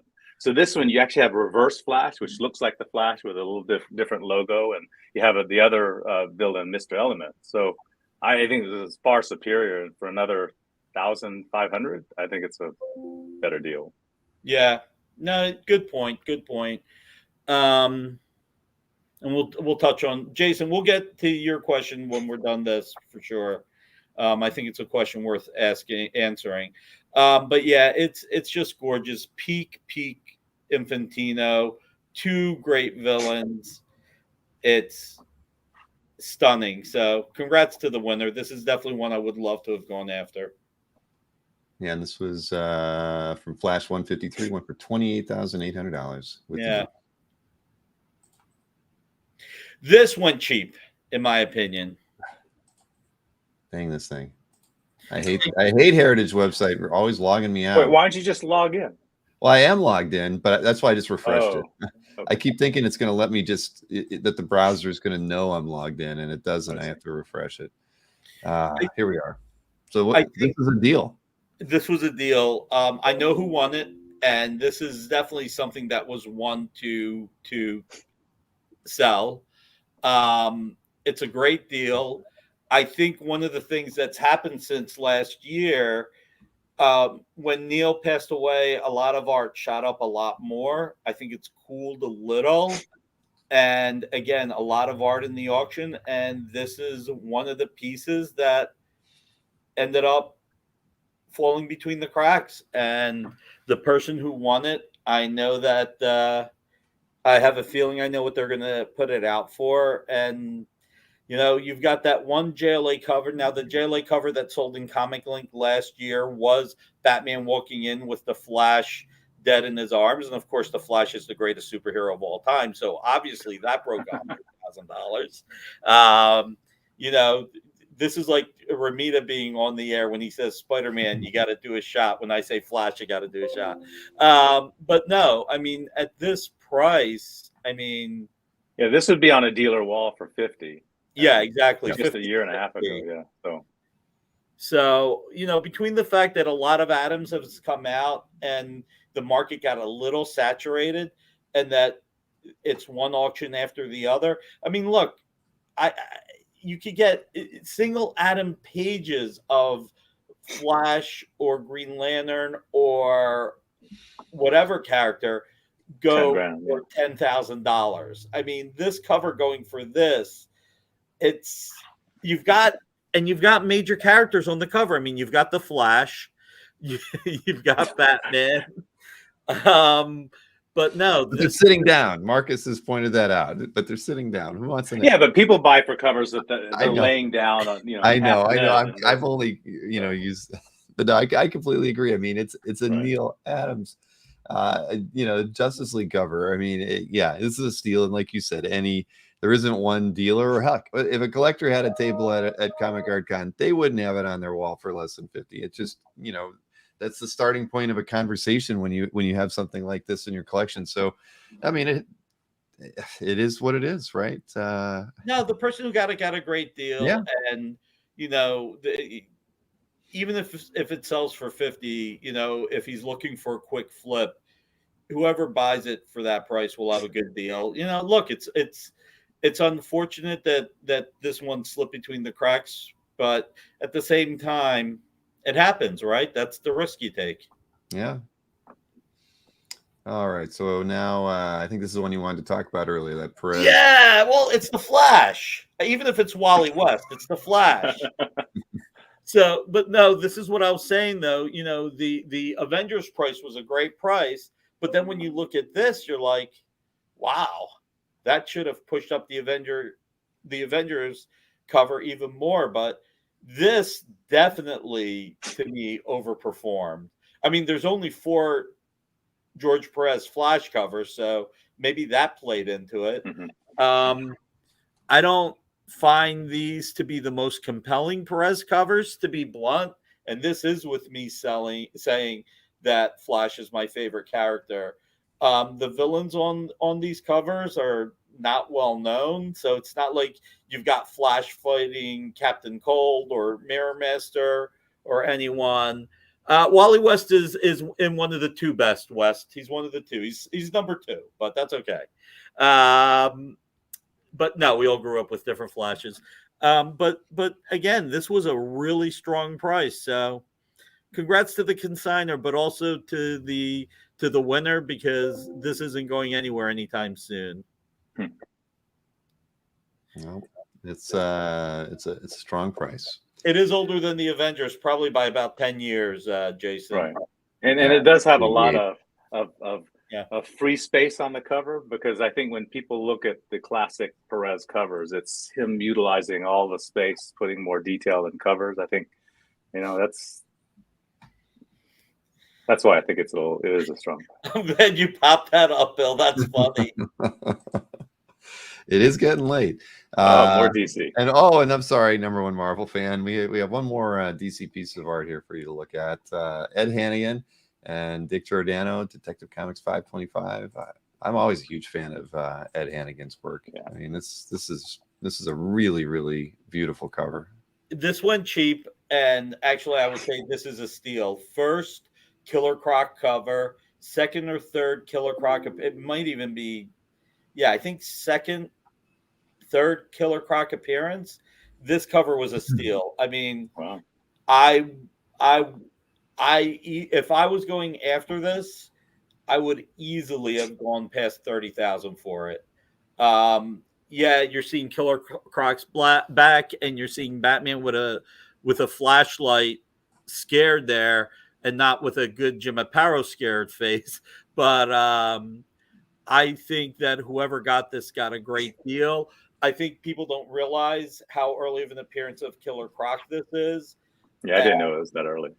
Yeah, I mean, to me, this is a $25,000 to $30,000 cover, and I would have went above that because it is Hannigan on Batman with Killer Croc. It's gorgeous. It's so I think this, in a general statement, I think people do come into these auctions with a budget of sorts, and as they go through each of these things they like, they may have highlighted 8 to 10 pieces, but they always say that, like, I would have gotten more, but I'm saving a little bit just in case something else happens. And Hannigan with a lot of stuff after that, Kirby's and the Ramitas there's still a play there, I think, where people don't want to just overshoot prices because there's still other things that they want to bid on. Very true. The ordering of things definitely plays a big factor in stuff, right? I mean, especially when you're watching auctions lots further on down the line. Yeah, it's tough. You got to pick your poison. But I think this was a pretty good deal at the end of the day. And everybody hit that thumbs up. I can't believe there's only 51 likes. Come on, 94 people liking you. Man, well, I think DC put everybody to sleep or something. I don't know. All right, so Jason, real quick on the DKR. I don't know if Dino has an opinion, but the it's at 310 right now before Juice, right, for the 2 pages. Is that it's at 310? 310. It was moving up there, yeah. Wow. It's I actually was offered the first one of the pages like 6 years ago, and stupid me turned it down. But you bought something else, so it doesn't matter. You have something else in your collection, probably. But that those are moving, and it's the sequence that if you ask Frank Miller, there was this. If you read, there's a podcast that says that this was the page that he didn't want to sell, and Scott Free had sold it and got into a fight with him and he tried to get it back, and the seller wouldn't. Anyway, it was his favorite page of the issue and of the first issue. He didn't want to sell it, and it's there. It's the second one. These are the unpublished pages. That's the thing.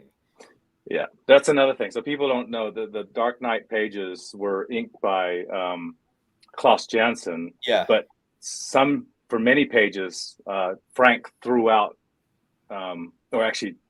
Frank threw out Janssen's inks and just did something, inked his own. He re-inked the pages.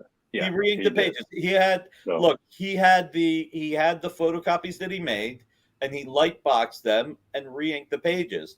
Mm-hmm. So these pages are very close to the published pages, but they're not the published pages.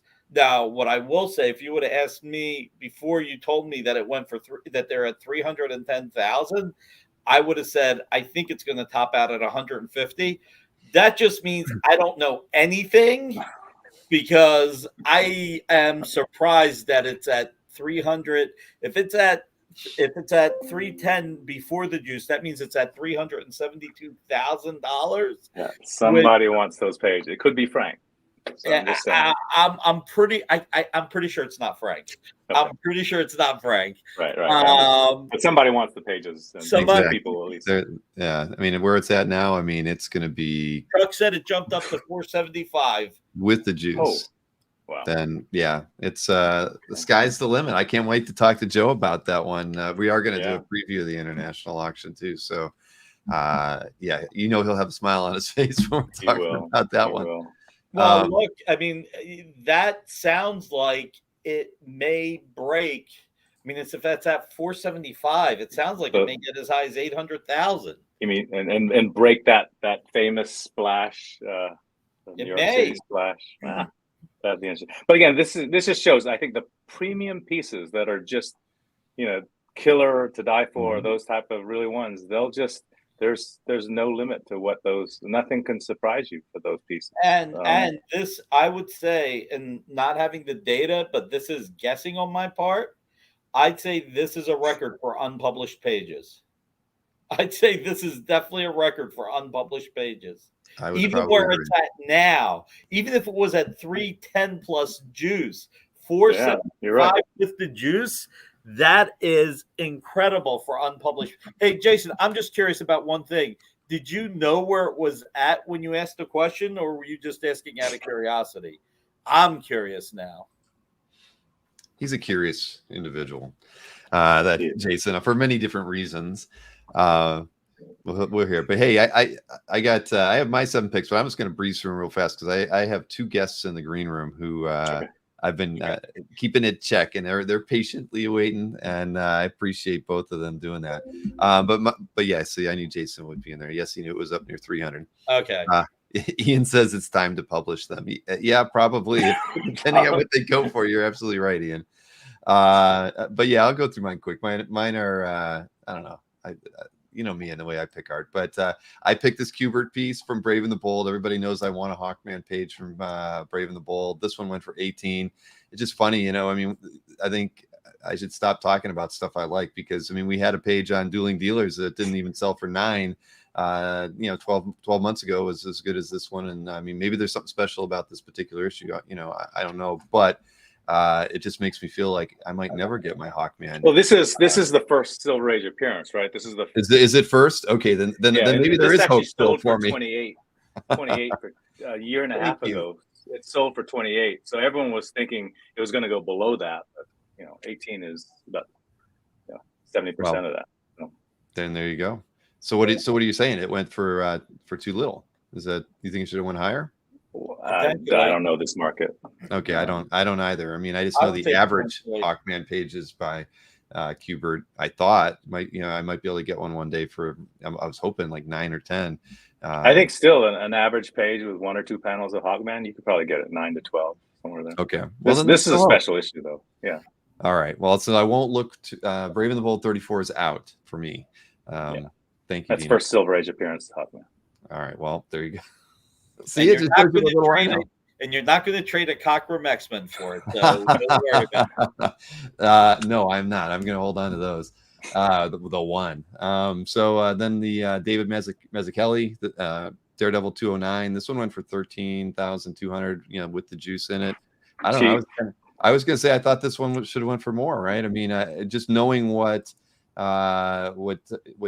David's work typically goes for, I just thought this one was going to be double that. I think that someone had this on CAFCON Live or something. That was me. I had it at 24,000, I think, and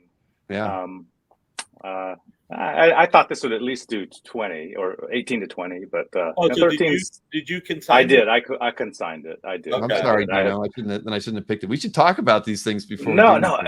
This is the perfect place for this. So I did consign it. I felt there hasn't been a Mazzucchelli of this quality to the market in a while. It's not Born Again, which is getting a lot of excitement, but it is a nice. No, piece. I mean, if you saw the preview I did with Joe, I talked about this very favorably. I whether or not it's part of the Born Again storyline, it's a perfect example of his work. I mean, I've owned it for the title page. I owned it for 7-8 years now. I paid quarter of this, so okay, that's good. Yeah, and I'm happy, but I thought it should have done more. It's a great piece, but hopefully it's with a great collection now, and someone should be very happy to get. Who inked it? Bulandani, I think. Yeah. Okay, So this is one of the better ink pages by him. So this is. Mm-hmm. I mean, look at that image. Wow. Yeah, this actually looks like he would have inked it himself. So Yeah. this is a strong piece. So I'm sorry to hear that it didn't hit a number that you wanted, but I'm glad you made money still. Then hey, an X-Men cover. This is for Jason. It go, that went for $12,000. Jason, Andy Kubert, X-Men 46 page. Now, some might say it's because of the X-Men, X babies all over it, but come on, it's a giant size homage. And I would just think that any X-Men cover from this era, whether it was Andy or Adam or practically anybody would have probably done a little bit better than that. But I think it's a good buy. And it's got Cyclops, right? Right, exactly. Twice.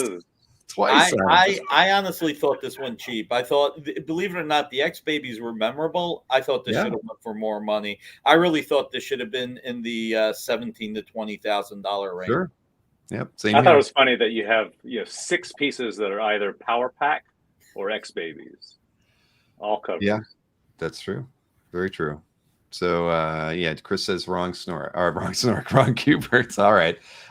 So here we looked at an anniversary issue earlier, the X-Men 200, and now we got a Thor 300. This one for 78,000. I actually wasn't thinking it was going to go that high, to be honest with you. I mean, I super, I love Thor. It's a super memorable cover for me.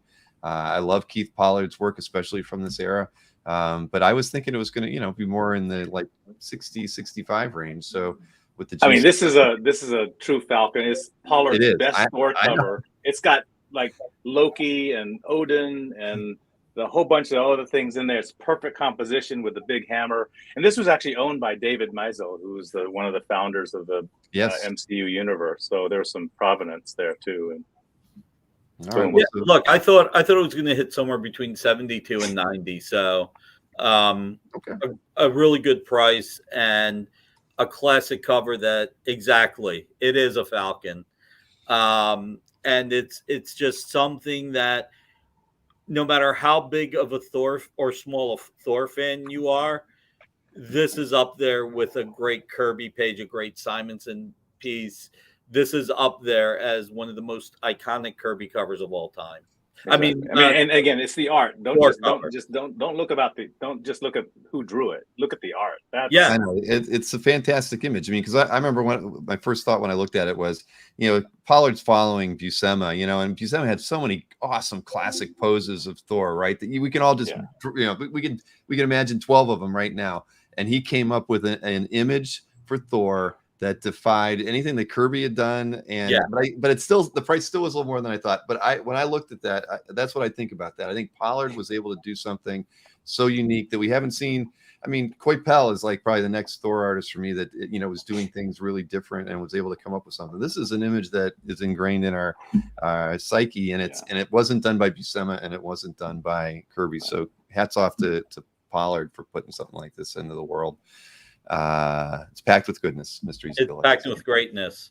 It's fantastic. All right, I'm gonna go faster on these last ones. Ryan Stegman, Absolute Carnage #1 cover, going for 28.8. Just my thought on that one is just it's the I don't know if Stegman's always counted in the modern market where you can see stuff going for that kind of price. I mean, I know he's incredibly popular. I mean, and his cover drops with Felix always do really well. I don't know if this is sold before or somebody else has information, but I just felt like 28.8 was a strong price. It's a strong price, but and people go for his Stegman's Venom, go bonkers for it. So this is Carnage.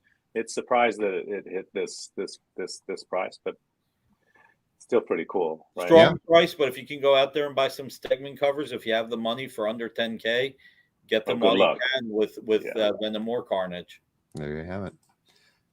Quick one on this one. It's an X-Men 2-page. It has Cyclops on there twice, so you Cyclops haters can say whatever you want.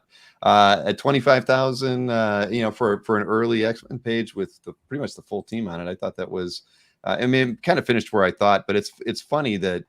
I don't understand why they're not higher prices. I always feel like I thought this one cheap. I feel like they should be higher. I mean, I felt like it went where it should be, but I don't quite understand why X-Men, Kirby, in those first 10 issues aren't like double what they typically go for. It defies logic, because everybody, like when we did that X-Men show about your favorite artist, how many people railed everybody for not putting Kirby in the list, and yet you don't see. This is like he's like the Kurt Swan of Superman. A Kirby X-Men page just doesn't seem to realize the potential that you would think it should, especially an early one like this. I mean, it's page. Right. Well, it's not like he did that much X-Men. I mean, I know. Well, shouldn't that make it more scarce? I mean, that's what I'm saying. Well, pages from this issue have sold before. The ones with like 2 characters and the Vanisher went for 18 on Comic Link. So right, I remember that. This should have doubled that, or not double, but it should have been. No, it should have doubled it. It should have doubled Yeah, it. I mean, I would think 36 to 40. It should have.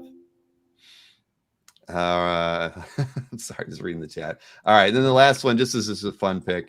Everybody knows I love Earl Norham's artwork, and this I even did a search. It is in the top 10 sales for Earl Norham, and what is the price? At $16,800. I'm just a huge fan. He's all That's He-Man.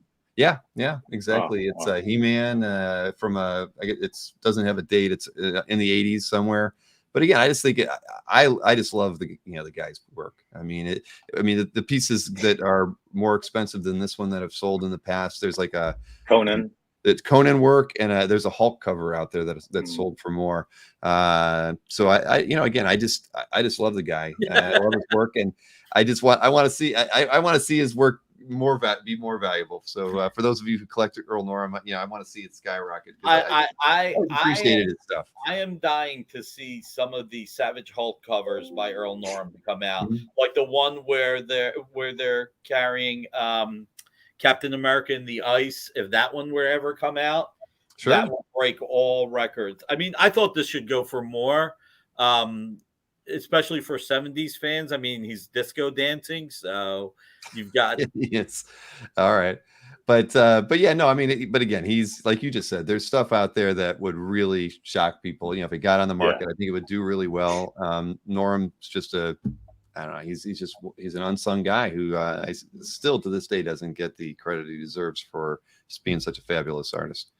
I did say I have the power, said West. All right. Well, there's my pick. So we did it. Yeah, thank you. But yeah, this is fun. And just think about this. We're almost going to have to do this again in a few weeks, thanks to the international auction that is currently underway. Clearly going to set some records that may not be broken for at least a decade, at least as far as unpublished artwork goes. But as always, guys, I love hanging out with you. I wish we could hang out. We could do these shows all the time, and I'd have a good always time. fun. Always we fun. always so long, Bill. I really talked too much tonight, so I apologize. And I hope this was helpful for the chats. I mean, we like expressing our opinions. Obviously, everyone has their opinions, but we're just doing this in order to kind of create the dialogue and thoughtful kind of retrospection on the great auction. So. Yeah, I will say Earl Norham still doesn't get the attention and the dollars he deserves. So I do. Hey, there was a Boris painting that sold for $66,000. I thought that went cheap. Yeah. I'm sorry. Would you say a Boris Vallejo sold for $66,000. Yeah, makes Norham feel like a bargain. Yeah, exactly. Yeah. So we'll let you go, Bill. You have more guests. We say hi to all of them, and we'll be watching. And I look forward to having you tomorrow night. So yeah, I'll see you tomorrow. One of these days, you got to come on, Dino. I'm game for a lot of things. So anyway, thanks, Bill. Thanks, Bill. All right, gentlemen. And thanks to everybody. And hit that thumbs up. All right. Yeah, these are always fun. We that's why we need dedicated shows to these, but the schedules don't always allow us to devote 2 full hours on stuff. I mean, just imagine if Berkey would have been there, I would have had to kicked him off the program or something. But anyways, yeah, that was a lot of fun. Thank you both. So now we've got we teased that we were going to bring a couple of artists on from that we haven't announced yet on OAX, that it's going to OAX. I don't think there's anybody in the chat that doesn't know what OAX is, but I can show you the slide.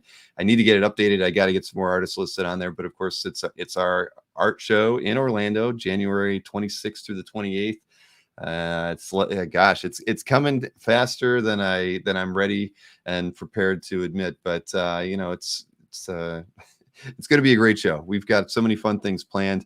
But we've been trying to kind of meter our guest announcements a little bit, but I think we're pretty close to actually filled at this point, believe it or not. We haven't announced probably about half of the artists that are going to be there, but from just the conversations that we've had, I think Kazra and I feel pretty comfortable that booths are about sold out, and we have as many artists as we want to fill the room. So it's going really well. But so let me go ahead and bring in two gentlemen who are kind of inseparable in many ways. I mean, I don't know if they would admit to that, but they both you see them together at shows. They go to a lot of the same shows together, and one of the tenets of OAX was, we wanted to make sure that that everybody.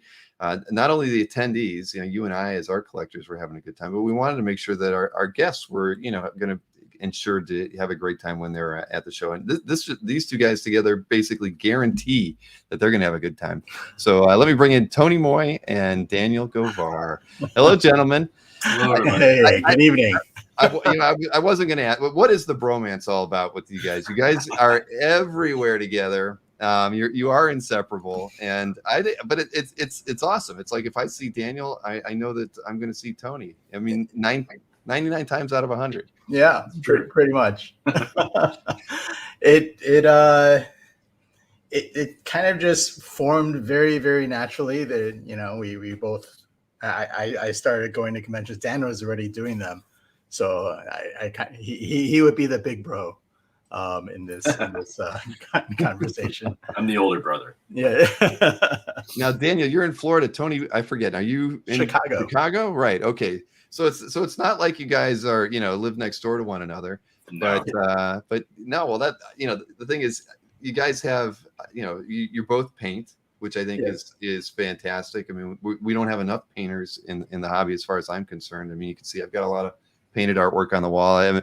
I love colored pieces, and when Kazra and I were kicking around ideas and thinking about what's our guest list going to look like, we really wanted to make sure we kind of touched on all the mediums. I mean, we don't have a sculptor coming to the show, unfortunately, but we could have asked the Shiflett brothers or something like that. Yeah, but we wanted to make sure we had painters as well as pencilers, inkers, all that. But so you guys were just a natural fit when we were kicking names around earlier. And Daniel, I mean, you were one of the first people I talked to about what we were doing even before I announced it, because we ran into each other at the show in Lakeland. Oh, that's right. That's right. Yeah, that was really good. I was percolating at that point and not really announcing anything, but it was fun. It was good to know that that you thought it was a good idea. And and I mean, that's the thing. I mean, the U.S. needs a good show that focuses on the arts, and especially the comic arts. I mean, we have absolutely. We have there's good shows out there that do a wonderful job. With like Heroes. I mean, one of the best shows in my opinion in the country. Baltimore does a great job too.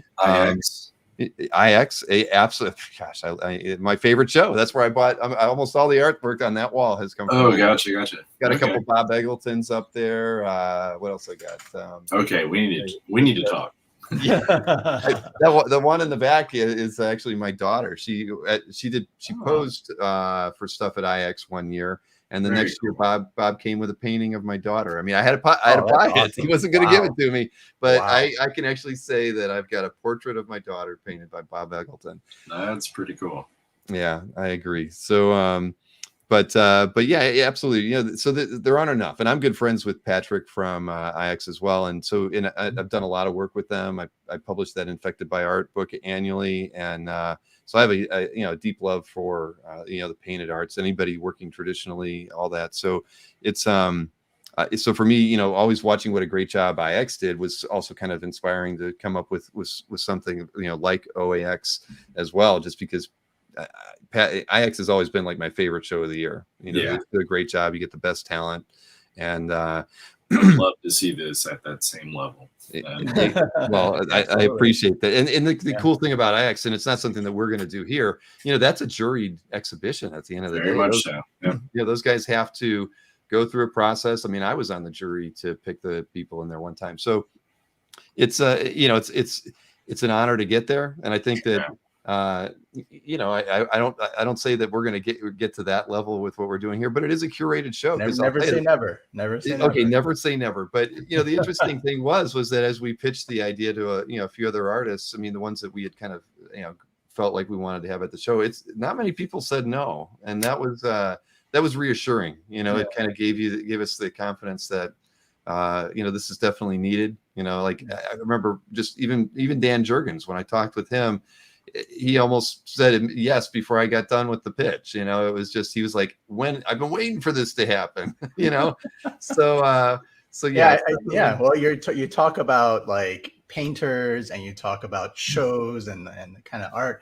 I think that's one of the reasons why Dan and I kind of connected, because there were just a small handful of consistent painters and watercolors that would go to a plethora or a bunch of shows, right? You know, when we were starting.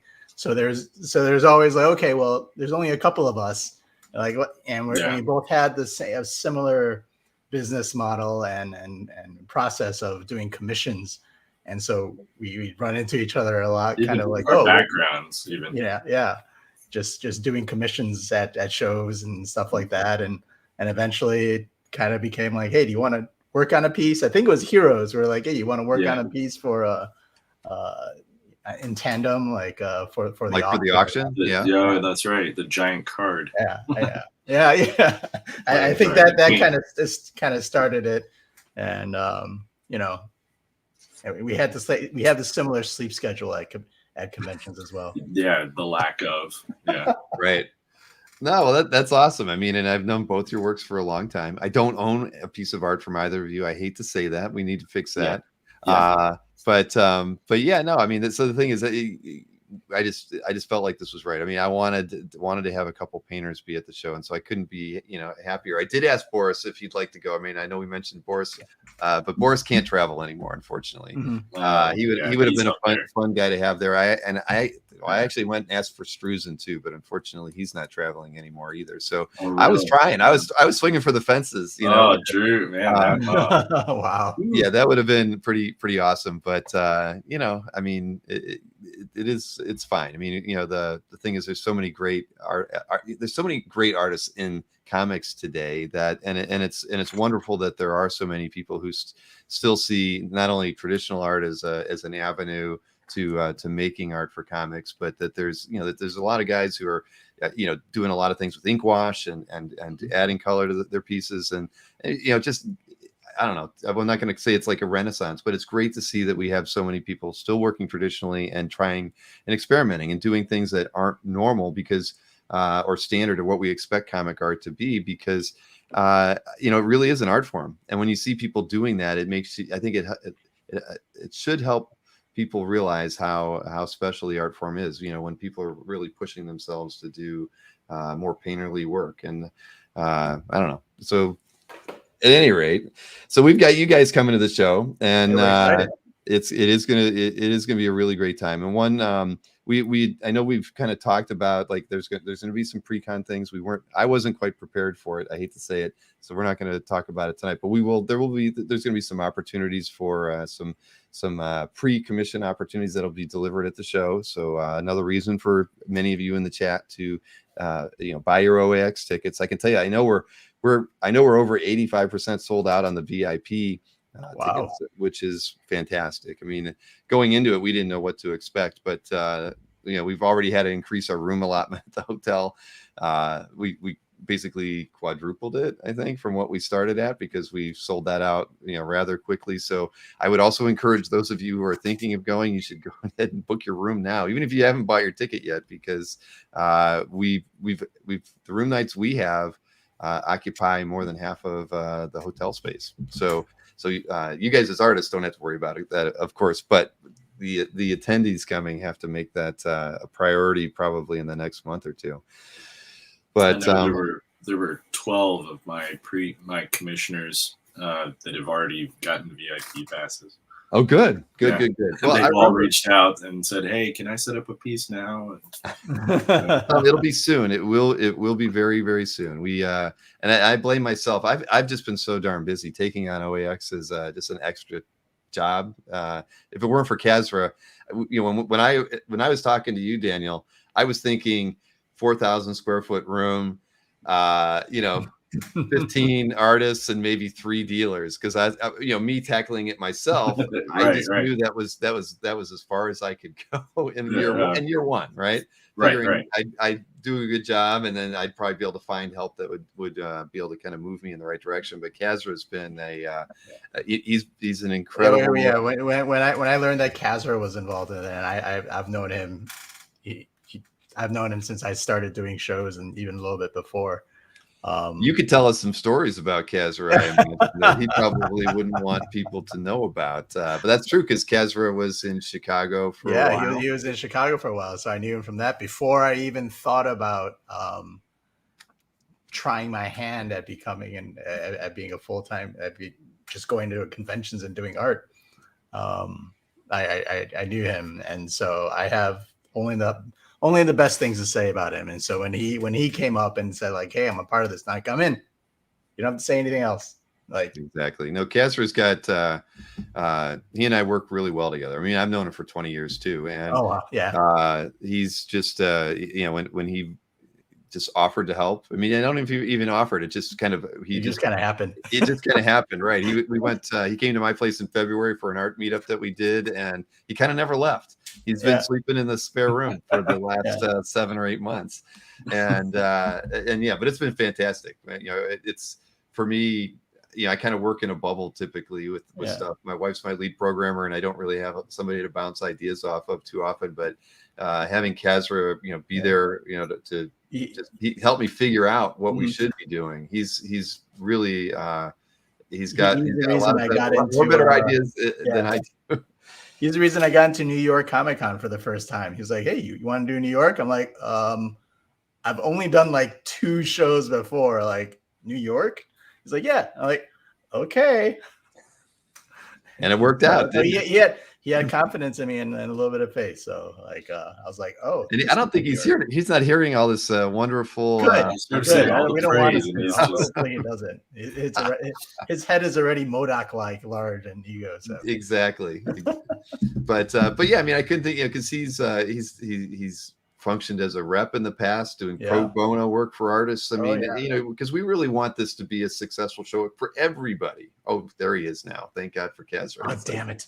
Okay. You know, and so our mindset is everyone in the room has to win, right? I mean, has to get exactly what they want out of the show, and I couldn't have aligned myself better, you know, with somebody than Kazra to work with. So, yeah, it's been fun. And so I'm also very curious and like like about sort of the general environment for it. You know, like at a show, at a typical con, it's person after person. It's next. You gotta kind of. You learn how to politely shuffle and have conversations and connect, you know, in a very short amount of time. And with a show like this, you know, having longer conversations, you know, being a little more thoughtful and you know, just time spent with across the table and things like that. I think will be a lot of fun. Yeah, more FaceTime. Right, and that's what puts the K in MODOK. Yes, at the ass end of MODOK. Yes.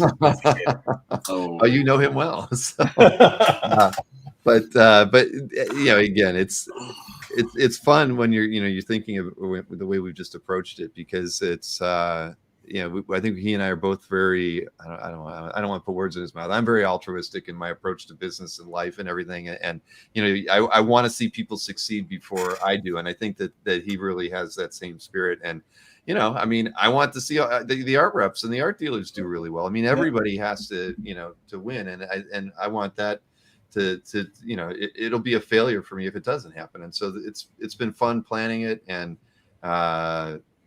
you know, like Kazra says, I can't wait to see the first 3 hours of the show. Just seeing, you know, the dynamic, everybody, you know, you know, just entering the room, who targets who, you know, just it'll just be fun watching people go around. How long will it take before the collectors feel that they can sit down and start horse trading with each other at a table, right? I mean, even amongst the artists too, like how much trading between artists might actually happen sometimes when you have exactly the time to actually walk around a little bit and talk to other artists that are at other tables and things like Mhm. that. I'm I know only Dan. doing- Dan, we I'm do only try doing to- 3 yeah. art trades this time, no more. Well, I know you guys work late into the night because I follow you both on Facebook and so I know you guys go to a lot of shows together, but I know you do a lot of work at shows because you're very Right. high in demand, and I know I've seen the stories. Tony and I stayed up till 3 in the morning. You didn't hang out at the bar drinking. You went back to the room and got Yep. the work done, and had it ready on Sunday or whatnot. I or the mean, next day. we drink in the room. But Okay, drink in the room. Yeah. All right. We take the party back. Yeah, it's part of the Take process. party back. I guess I haven't read that part or seen the drink beside you while you were working. James, Those are only in the stories that are only up for 24 hours. Yeah, those are the. Yeah. It's gone. Let's see here. So James was giving Tony praise. So where's the question? Where was it? Jason wanted to know, will I be showing all the pre-show options from the artist somewhere? We will. I mean, there's a few already sold out, as everybody knows. I'm actually putting together a page on the OAX site that will probably go up this weekend. With a lot of the guys are sold out. I think All Red still has a few spots left, and Casro will remind me who has a few other spots. I can't remember one other person, but Kevin Nolan sold out, took a wait list. Obviously Sean Gordon Murphy sold out of his right away. So, but these are fun. The idea behind doing the pre-cons and trying to help kind of set those things up is to guarantee that both you guys have, you're already made money before you come to the door. That's one thing that we wanted. And we felt like, just for the collectors too, it's good to kind of get some sales out of the way early, because then you'll have money when you come to the show. It's like if you to meter it out so that you can actually pick up art before the show, and gives you an expectation when you go there as a collector. Shoot, I'm picking up something from Tony, I'm getting something from Kevin. I've had a good show before I even walk through the door. I want everybody, the more people we can have feeling that way before you even set foot on the floor, that you've made your money back, you made some money, and now everything you do at the show is just that's the goal that Dan and I try to do as often as possible. We're already going into New York. New York's our next show, I think, right? Yeah. Yeah, we're already going into New York. Like, okay. Yeah, I'll be up. It's a major deadline, and we have to get a lot of work done. Do you do a lot of like pre-work yourself when you go there? I mean, I know you do. Right. You take a lot of commissions, but do you do a lot of work to have a good inventory of things already? Yeah, done? so that's the two things that I'm trying to do a little bit too, is just like have some smaller pieces that are just going to be that for people who walk by and they take a look and impulse buys, as it were, and then the ones that want like the nicer commissions or the more thoughtful ones they've pre-planned, as you say, and purchased ahead. And I saw when you guys were in the green room when we were doing the heritage recap, I saw Tony, you had the camera over your table doing some artwork. I'm like, oh cool, we're gonna get to see some art being created. And no. Yeah, I mean, we can switch real quick. What's on my what's on my? Man, Tony's got everything rocking here. Look at that. Dang, here, I'll go full screen here. Oh, well, no, I won't go. All right. So there you go. If you guys weren't familiar with Daniel's or Tony's artwork, here's some stuff that you can see to plan ahead and expect. Yeah. But Dan and I both did these pieces on a little Instagram live stream the other day. So the one that he was holding up. And then he's showing off his book cover right now. We'll go full screen for that. That looks like wow. If you haven't seen that in person, that makes me jealous. I look at that and I just go, damn it. Let's see. There we go. That's beautiful. And here, let's give Tony a little bit of love here too. As much as we root for each other, I also look at Dan sometimes and I'm like, just get out of here. Dan's still bringing artwork up. Let's see, what has he brought now? What's that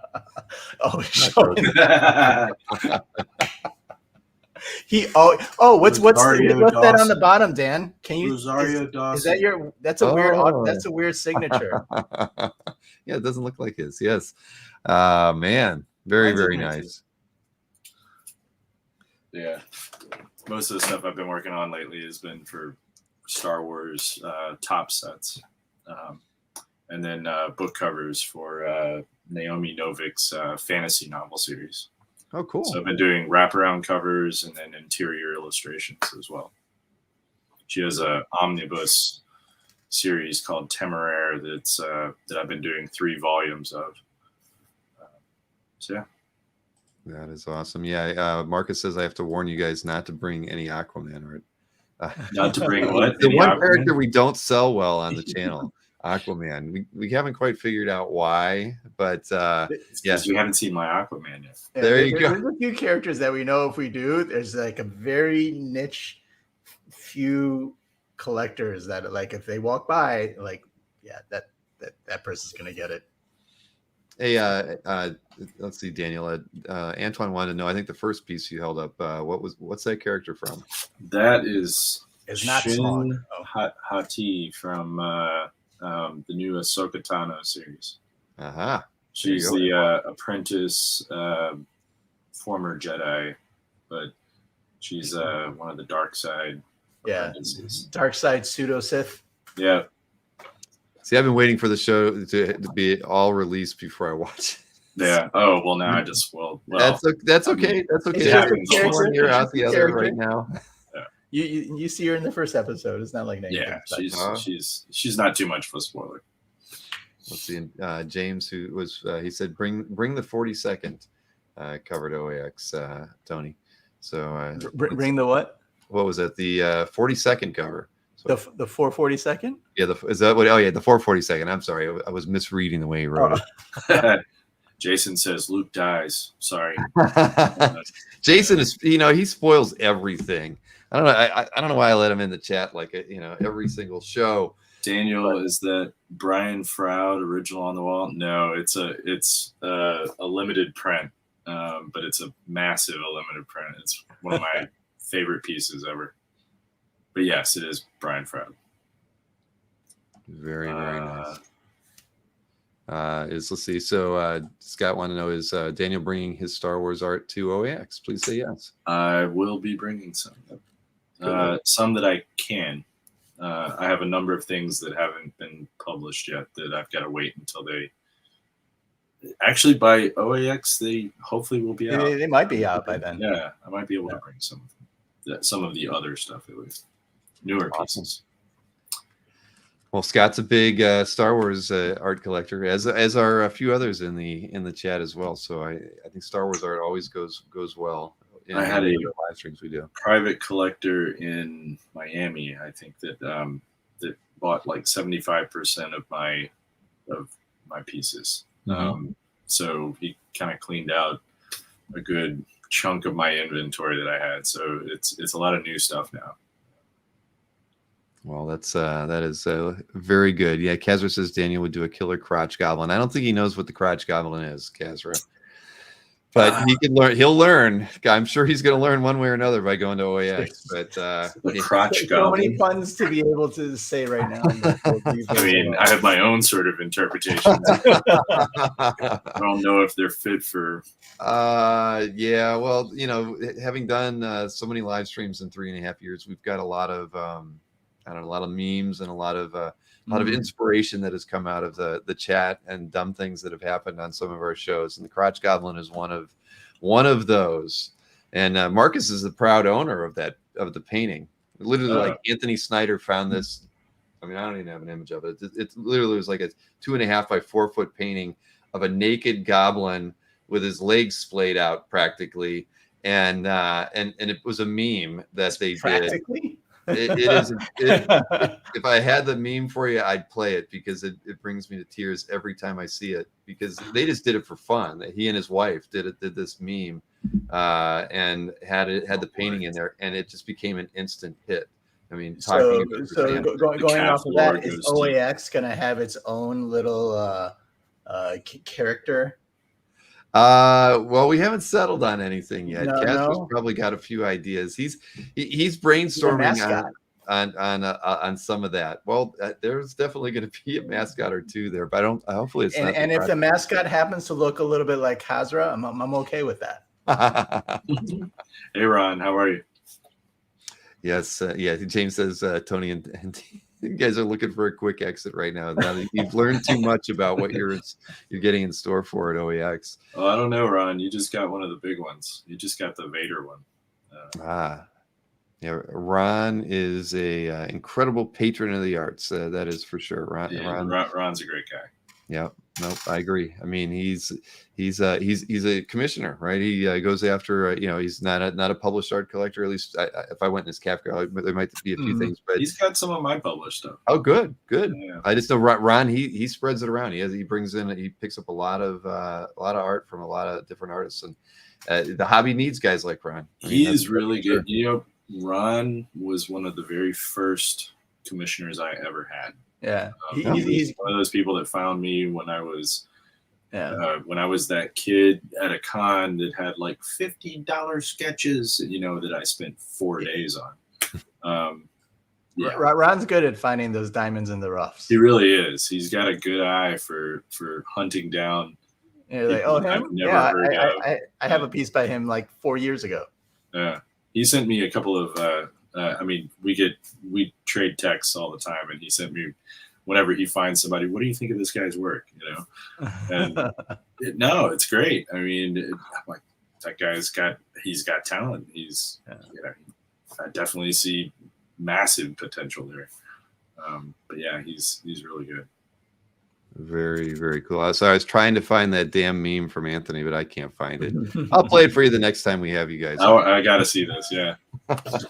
Yeah, it was a good one, but yeah, the bad thing about all the memes I have is I've never organized them. Oh, wait a minute, I see it.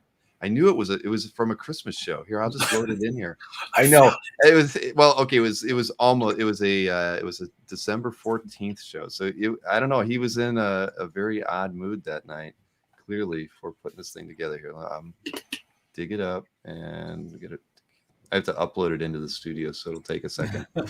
But yeah, now you're really going to be questioning whether or not you should be coming to the show or not. Here, actually, I'm going to make it even easier. I'll just do this. Sure, save it that way. Oh my goodness! Yeah, you're in for it now, buddy. And this was all spontaneous. These guys are he's crazy. Yeah. He's a kook. I mean, I guess. Yeah, just hold on. I know you're going to be speechless. To see what the potential OAX T-shirt that we're all going to wear is going to look like. So here we go. This poor Anthony, and that is Anthony's wife Sharon as the drill sergeant in this one. What? Oh my God! What? Oh wait a minute. Wait now. You mean I got to make sure. I started to say remove that bar at the bottom. Yeah, I wish. Here, let me see. I want to make sure you can hear it. I'm not sure if the audio is going to play through. We'll see. That's so ugly. It looks like it could be a murder. Oh my God! There's a skit behind. Thank you, sir. Where did you get that? I painted it, sir. Oh yeah, it does look like a self-portrait. What do you call it? I call it the Happy Crotch Goblin, sir. That art is disquieting. So yeah, we have no idea who painted it, unfortunately, but there you have it. So they did that as a meme. They probably, Anthony has this huge warehouse. He probably, who knows? Well, he got in a trade probably like 20 years ago, and he unearthed it, and they decided to do that as a meme. And ever since that, it became.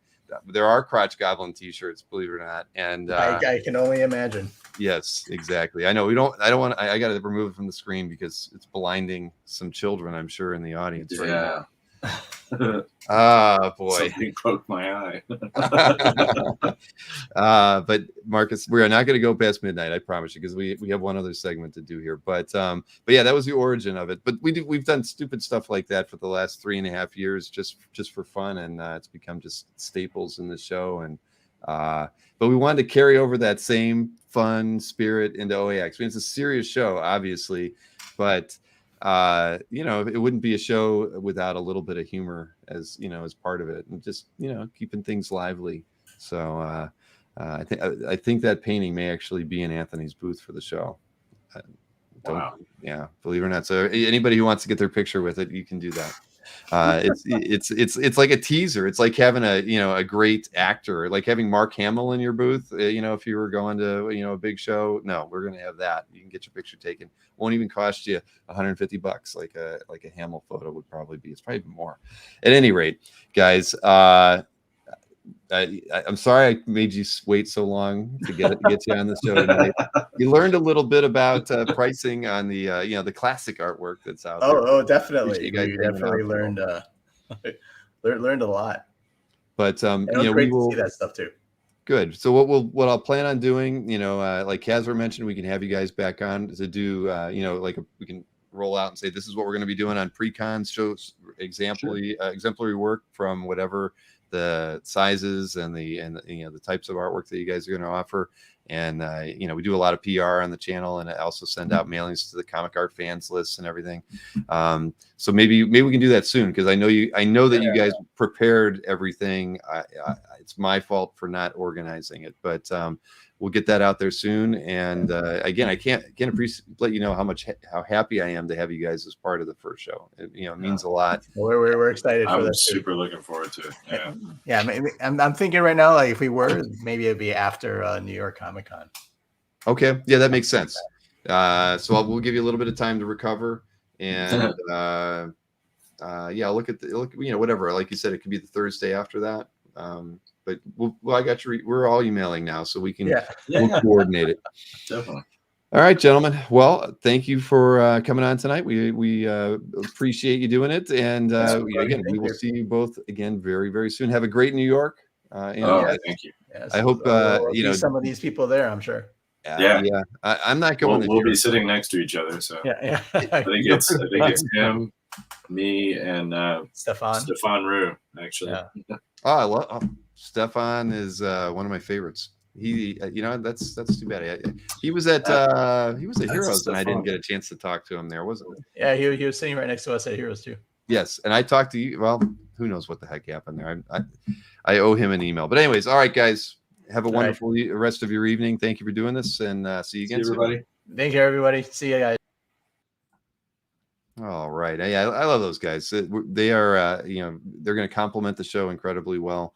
And I look forward to getting them on the channel again, maybe in about 3 weeks after they've recovered from New York Comic Con. And we'll kind of present their pre-con stuff. But obviously, some of the stuff, they're, fantastic painters, both of them.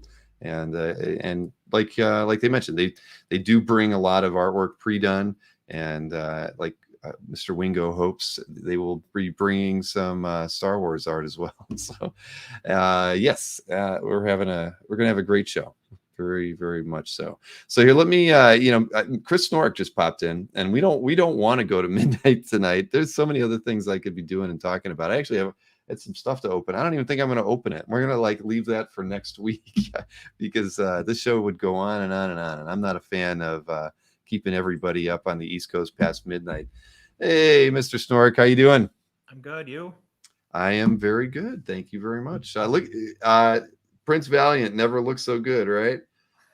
It didn't look like this one until it dried. I didn't know I was going to look like, I don't know what, I might have to go back and get some more layers put in so I don't look like the Dutch boy practically. Boy. Exactly. I mean, it'll grow out. That's all I'm going to keep telling myself. Maybe Ashton could put like a knight armor on, and you could be his squire or something. Would that work? While I've got the look, I might as well make some memes and make the most of it. Right? Embrace it. Man. Well, I guess I'll have to think about that. So yeah, I guess we could just race through some of the CAF updates and whatnot, or probably should skip most of it. I don't know, but there's so many things. We've had such a busy night already. I don't know if it's going to be worth our while to go through all of that. And my son did make the video clips for the. There you go. Yeah, so I should do that. All right, so let me get myself over here onto my report because I'd actually closed that window a while back. I was thinking I wouldn't do it. Hey, but while you're looking, I had a mail day today. Let me show something. Oh, you've posted some art this past week. Here, I'm gonna let you go full screen here for a minute. Came today. I just opened it. before I came down here. Ooh, look at that. And he's got a gun. What do you know? Ooh. Did you did you commission the piece or was it No, this is a pre-done? splash. Doggone it. That is gorgeous. Thank you. So I bagged a cappuccino. Not a cappuccino. Not a cappuccino. I bagged one of those earlier. And we got to tell everybody, what you changed your diet? I did. Well, yeah, geez. I mean, amongst other things. Yeah, I'm let's see. I think Are since you in guys training saw to me- beat fish? Is that the goal? Since you guys saw me at Heroes, I think I've lost 20 more pounds.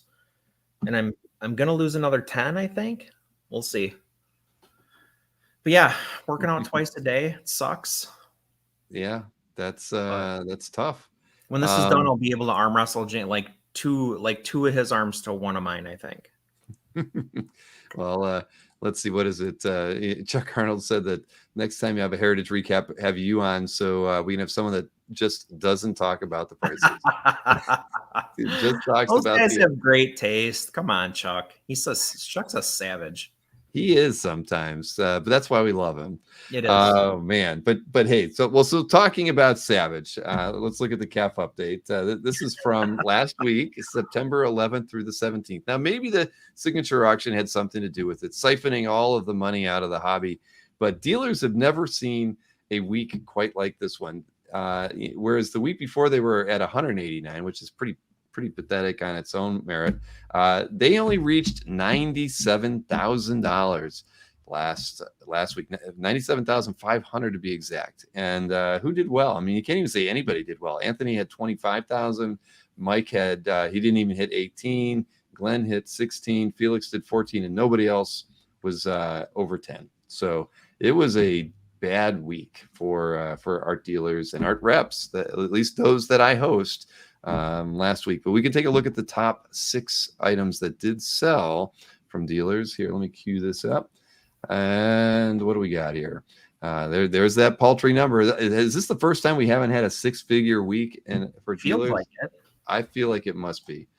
So what do we got here? This is the Aaron Lopresti What If One cover, Avengers Disassembled. This one went for $6,000. Panel page. Has Glenn ever won one of these? There you go. He's won his first. Then we got a Robert Crumb piece that Berkey sold, $5,500 on the asking price on this one. Yep, it's on a placemat, Marcus. A little bit of stain on there too. Cappuccino stain, by the way. then we got the Zach Amazing Spider-Man 293 page, went for $5,000 from Glenn. I mean, come on, Glenn as number 1 and number 3, unheard of. Then we got a Marie Severin, a piece here, sold by Berkey for $5,000. This was a Christmas coloring book cover. Can't believe he sold that. Me either. I mean, that's something I would think he would have kept. Again, it's Christmas. He collects Christmas art.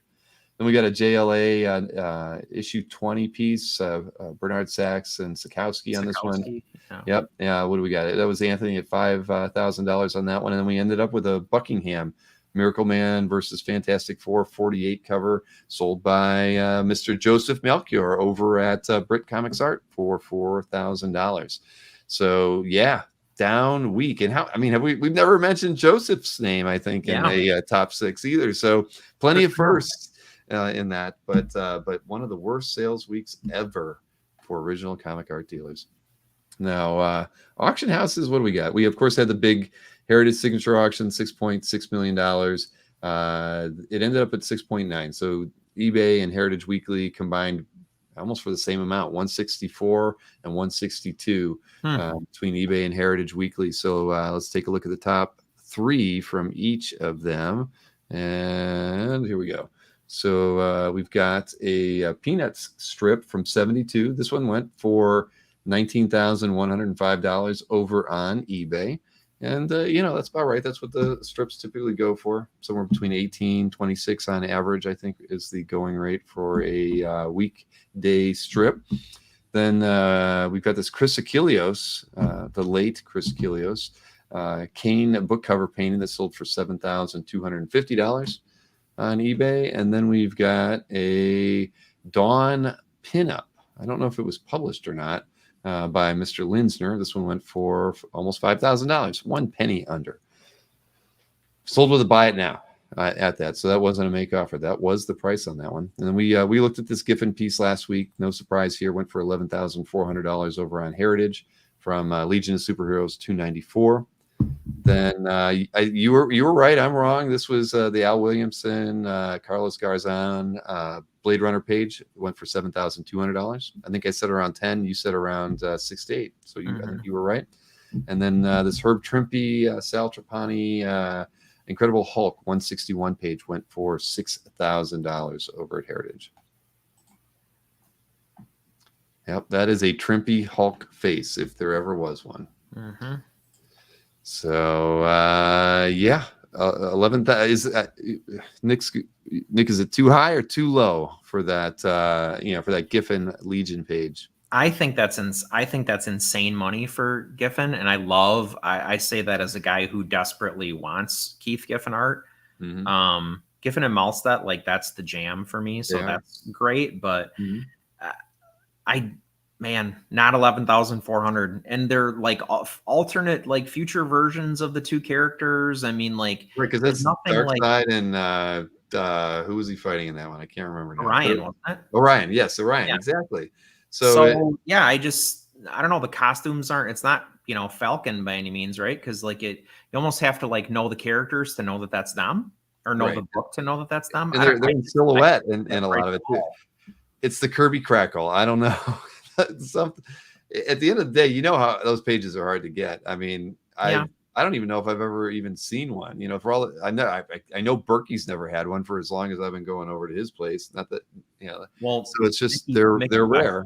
But I would agree. It's a little high, but nothing surprises me these days. I don't think it's a little high. I think that's almost triple what I would expect. Triple? Yeah, just about. Okay. But the Williamson was right where you thought it should be. You were right. I was wrong. I think I was a little low, but not much. I think I said 7. Right. Well, you were right there. $7,200. You said 7. I said 10. I searched my gut and I said, "What would you pay for this, Chris, if you had money for it?" And it felt like $7,000. Man, everybody, if you have, and here's Chuck saying that you can't talk money. Here you are. You're on. I mean, you should be on the next Heritage recap. Tariq says I said 6. Yeah, I think he said 6. I said 6. But okay, that's right. Because Tariq agreed with you, I think, when it was out there. But still, you were closer than I was. I mean, I went as close as I could without overbidding. So according to the prices, right, I won. Yes, you won. All right, all right. Better luck next time for me. So yeah, but still, it's well, we'll see. I'm not going to do my Heritage picks tonight, everybody. I will. They'll be in my. They'll be posted on the site. But we looked at a lot of Heritage art tonight, so we don't need to go through all of that. But there's actually some decent stuff in this week's Heritage auction. I think everybody will be happy if you spend a little time poking around in there. But anyways, here I'm actually queuing up your stuff here right now. All right. So we can just dive right into through it. Yes, exactly. While giving it its due. Yes. Oh, see, Tom McDonald says that Legion 294 was an awesome issue. It was. I actually bought those off of the newsstand. Rick Welch said he said 7. Well, so Rick Welch would have won if it was the price of right. Well, Rick Welch is the smart guy, so. Yes. Yes. All right. So, oh shoot. Okay. All right. Sorry, we're not going to dive into it, Nick. I apologize. I'm trying to rush myself, and I know I shouldn't. I have the EXP video. I mean, heck, we emailed about it today. I made sure I got it. So we're going to watch the EXP video. Thank you, Mr. Barucci. Because obviously I'm part of the show tomorrow. How can I forget? Tomorrow at 7, Nick and I are going to be hosting a special show for everybody, even if there aren't 100 people watching it live. And I saw earlier, somebody was going to have their whole family watching on every device they had to get it to 100. But whether it hits 100 or not, Nick's going through with his incredibly risky maneuver.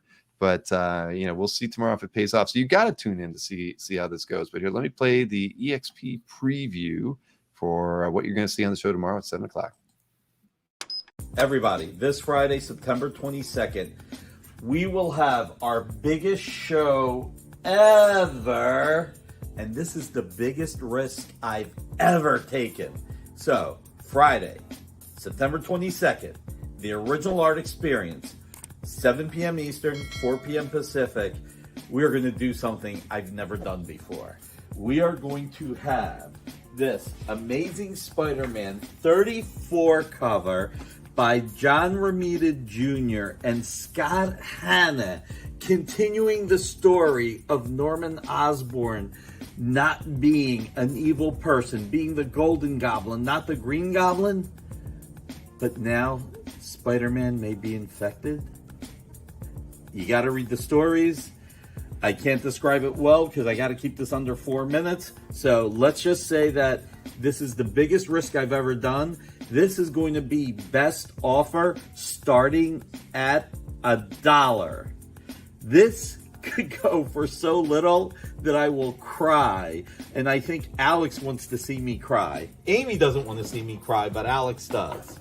So then we have Amazing Fantasy 15 recreation by Joe Del Beato and Mariano Nicieza after Jack Kirby. Great way to support Joe Del Beato. Oh my God. I am not good at pulling this and then putting them back. And then we have this awesome Mark Bagley with Indian Spider-Man fighting the Kingpin ape. All right. Then we have Harry Osborn by Mark Bagley and Drew Hennessy as Kindred. Then we have all D-listers, the Serpent Society. This is also for Alex. This is Mike McCone and Andy Lanning. Then we'll have Amazing Spider-Man number 7 cover, one that I'm actually going to charge MSRP for, so that hopefully won't make me cry. Got this beautiful, spectacular Spider-Man -1. This is Luke Ross and Dan Green, and you got Uncle Ben, Aunt May, and a young Peter Parker. This is gorgeous. This is Ron Wilson and Hilary Barta, Thing number 10 from the mid-1980s. Just beautiful with a throwback to the old Thing look. Then I have Fantastic Four 520 by Mike Waringo and Carl Story. And the best part, Carl Kiesel. The best part is you get the pencils by Mike Waringo and the Blue Line inks by Carl Kiesel. But wait, there's more. One of the rarest pieces of art, Craig Hamilton Aquaman. Oh, look at how beautiful that line work is. Oh my God. We're going to have an Action Comics from, I think this is the early 70s, 451 cover. And I just got to show this to you. Look how incredible this is. I think it's mid-70s, Bob Ostner. I am going to screw this up trying to put it back. Oh my God, I did it. Then someone was asking me for Barry Kitson. I've got a little bit of Barry Kitson, inked by Michael Baer. It's got the Flash. It's got the Justice Society. I hope nobody claims that. Then I have Mystery in Space #1. Well, Strange Adventures #1, I should say, with Bizarro. So cool. I've got a Jay Lee cover from Dark Knight's Metal. Check it out. The Batman Who Laughs. That's so wicked. A little bit more John Romita Jr. with a Nightwing cover. This will be really well priced. Then we're going to have Power Pack number 29. This was a controversial issue back in the late 80s.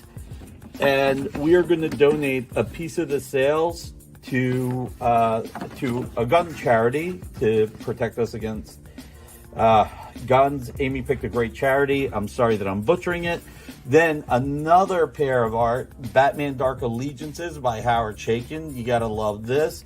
You got Bruce Wayne, Batmobile. Here you've got the Joker dressed as Batman, ready to shoot both not Theodore Franklin Delano Roosevelt and Adolf Hitler, but setting up Batman for it. We're not going to stop there. If I'm going to have Batman, I have to have some Jim Aparo. So I'll have Jim Aparo. I have this Booster Gold with all of the DC Blue Beetles. Because we anticipate people wanting package deals, I don't want Mike and Anthony to be the only guys who do package deals. So if I can pull these apart, we will have 2 sequential pages of Avengers Academy package deal. We will also have 2 Fernando Pasarin Green Lantern Corps, number 6 pages, number 4 and 5, package deal. And because we do hope to have some new collectors, I'm going to have 4 pages of artwork at under $100. And maybe I'll make 1 or 2 or 3 of them under $50. You never know. You just know. Actually, with me, you probably do know. Then, speaking of Jay Lee, I have this video game art with Mary Jane Watson by Jay Lee. I'll see if I can remember which video game it's from. Then I'm going to have 2 Superman pages by John Romita Jr., $300 each. I'm going to have Cable 98 Annual. God, I feel like saying this is Rick Leonardi. I think I am. We're running late. Avengers Academy. We're going to have some thumbnails that I'll be showcasing. John Romita Jr. back at Marvel. Amazing Spider-Man #1. Fantastic Four. The Punisher. I'm going to show my Werewolf by Night, number 33. Moon Knight, 2nd issue appearance. And I just picked up from John Jr. the 9/11 20th anniversary story. The complete story for the 45s. Written by Joe Quesada, art by John Romita Jr. with Scott Hanna. I have the pure pencils. I'm showing them quickly right now, but I'll definitely show them on the air. Check out that last page. Gorgeous. This hit John home. He did the Amazing Spider-Man 36 in 2001, one of the greatest stories ever told. And Joe Quesada, John Romita Jr., and Scott Hanna came back for the 20th anniversary. So this Friday, September 22nd at 7 p.m. Eastern, 4 p.m. Pacific, our biggest show ever, the biggest risk I've ever taken, starting this at $1 for best offer. See you then. I might cry if this goes for not enough and I lose my shirt. I'm not taking my shirt off because I don't want to scare anyone. So hit that thumbs up, and I'll see you Friday, or you'll see me.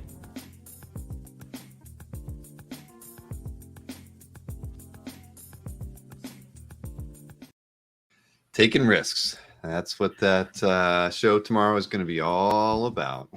So tune in tomorrow. You'll get to see Nick and I hanging out and seeing if history is made or not tomorrow. That's going to be interesting. So yes, definitely. And I saw Larry in the chat. I feel like I haven't seen Larry in the chat in ages. Mm-hmm. Where's Larry's? You know, he's a married man now. I was gonna. He's a married man now. But nice to see you in the chat, Larry. It's good to have you around. All right, cool. Well, now we can dive into our picks for this week, and we're gonna try to see how fast we can power through these. We don't have to go terribly fast, that. But let's see here. Let me queue up your 10.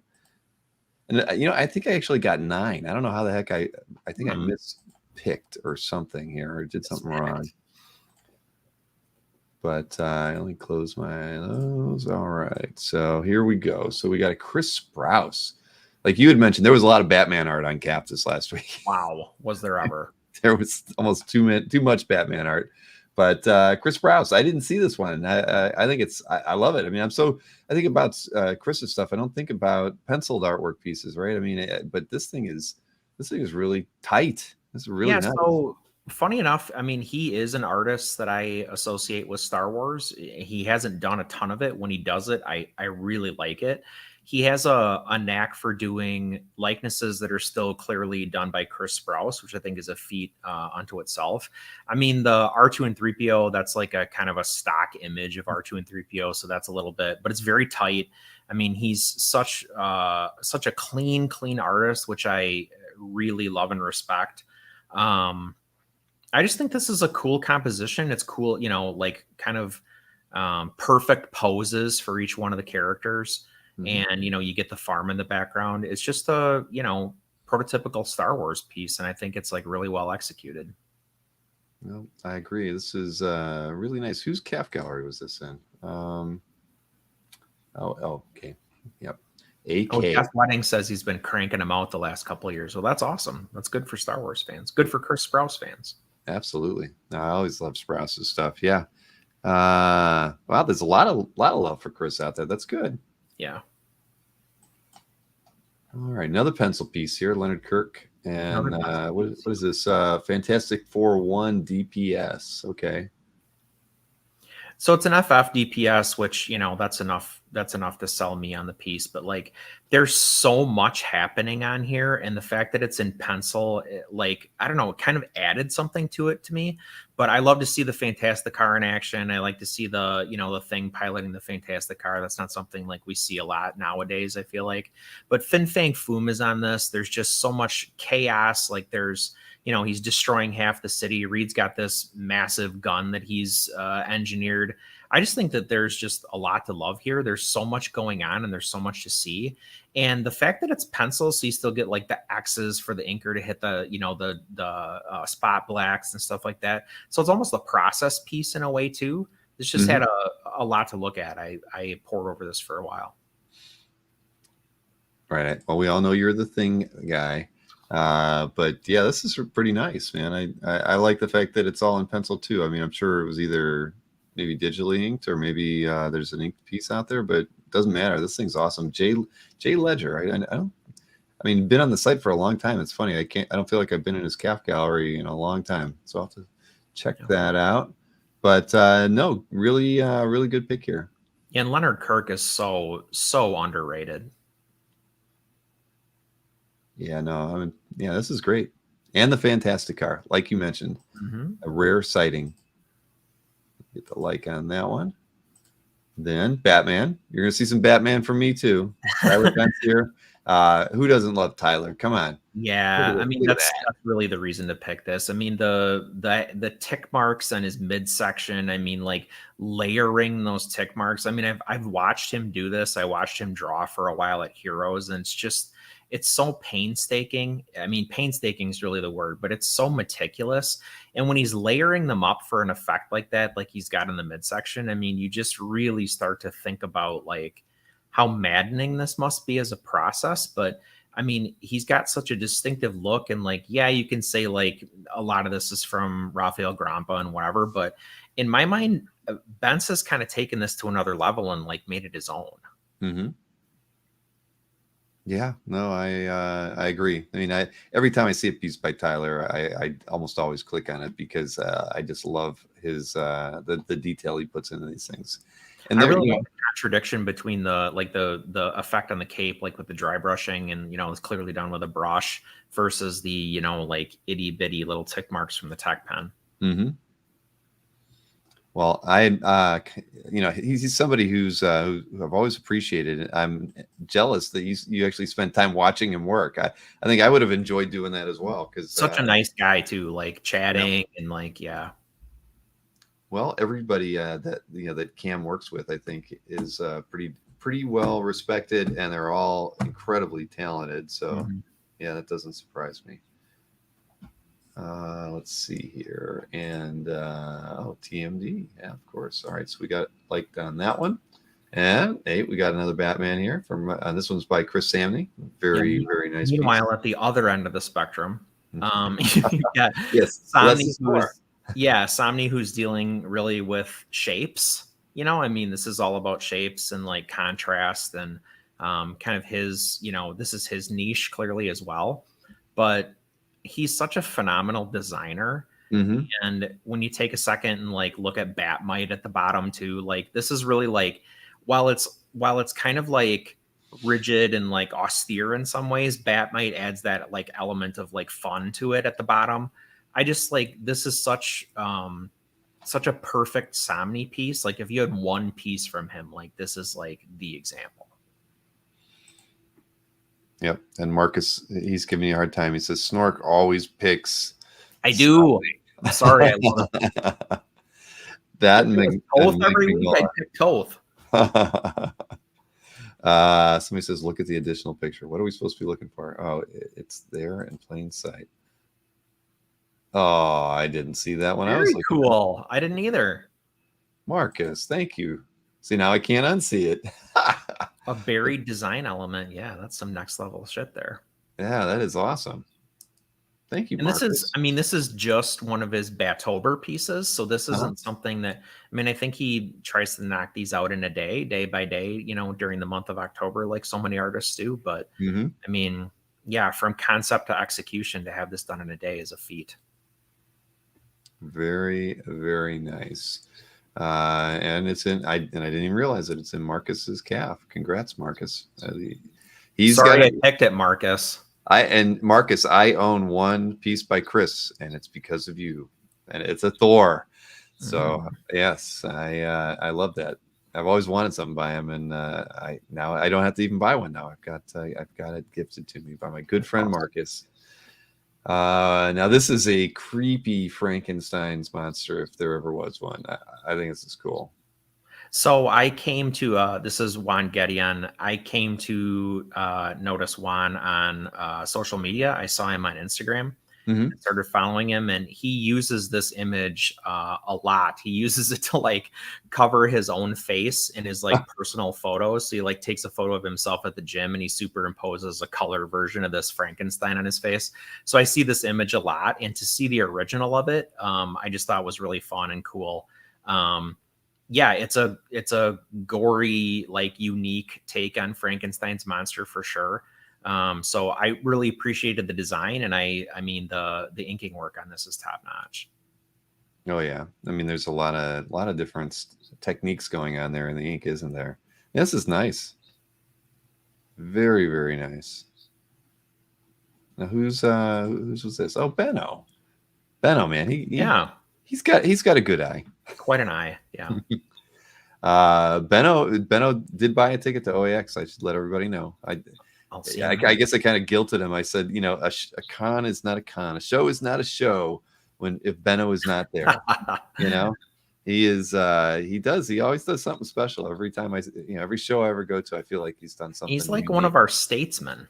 He is, absolutely. And you know, I've never been to Dragon Con, but I mean, I think he's done wonders over there just with the art show and everything. I mean, he's where, you know, again, where would we be without guys like Benno, you know, putting in so much effort? For sure. So, yep. Making friends everywhere he goes.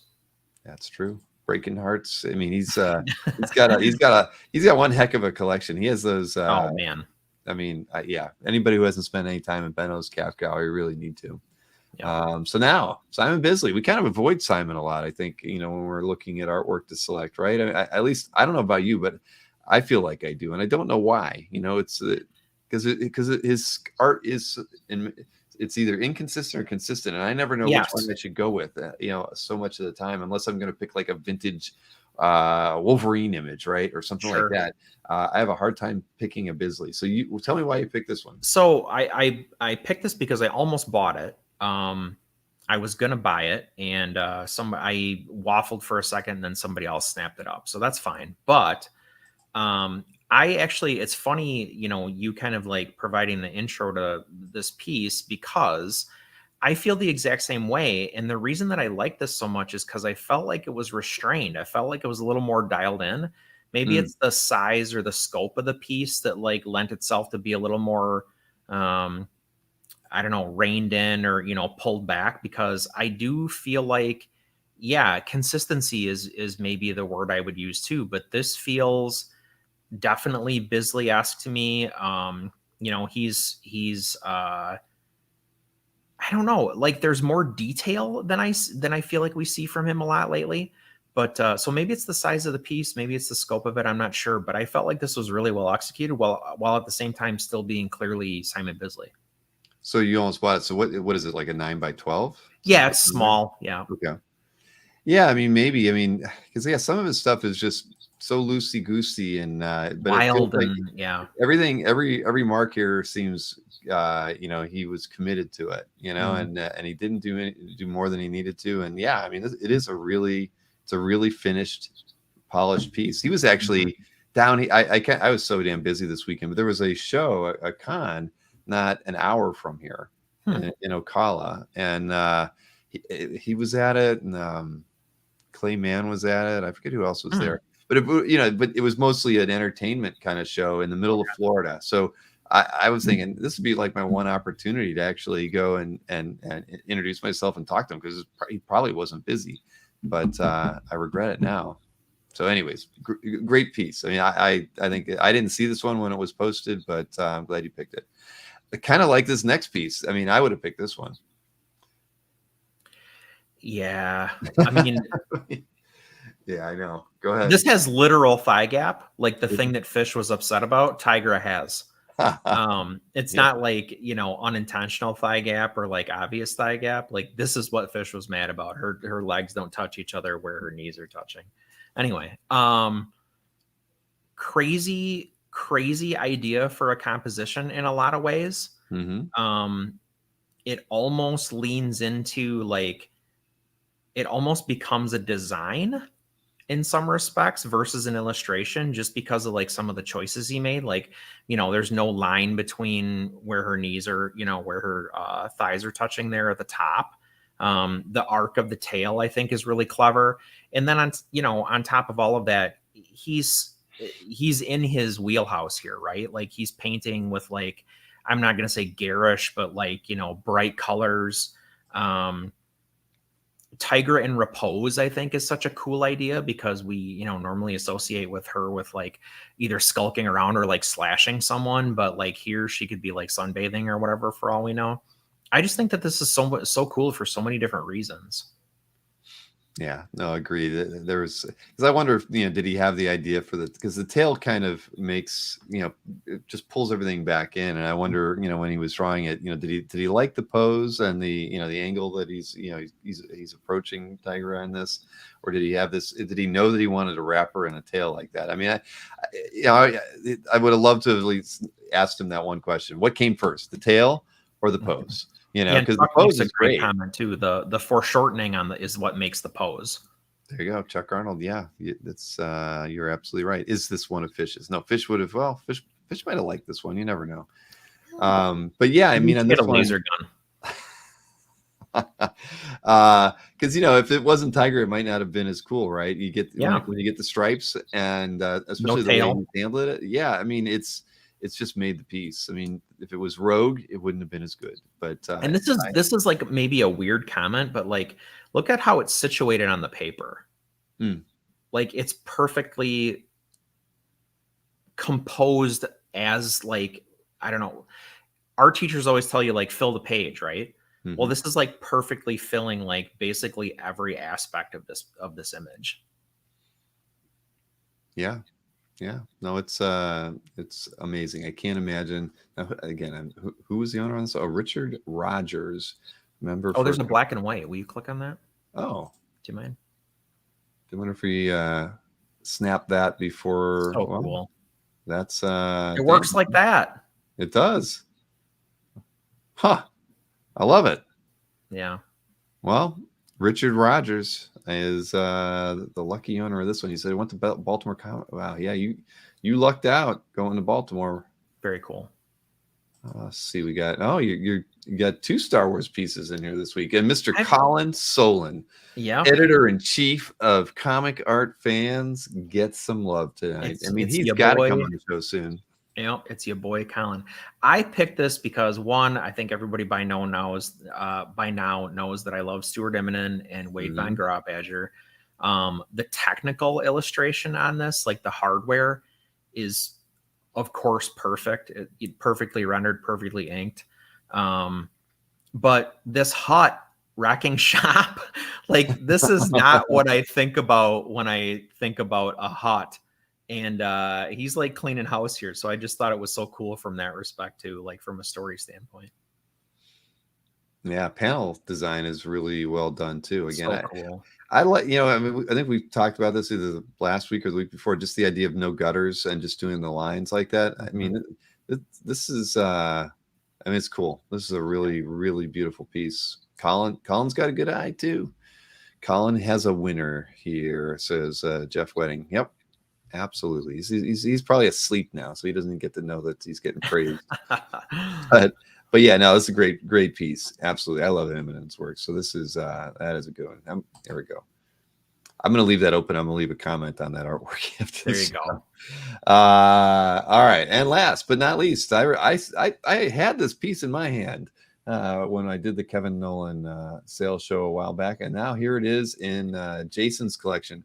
Jason was actually trying to get Alberto to buy the Wolverine piece from trade. Anthony last night. He's like, you buy the Wolverine, I'll trade you the cap.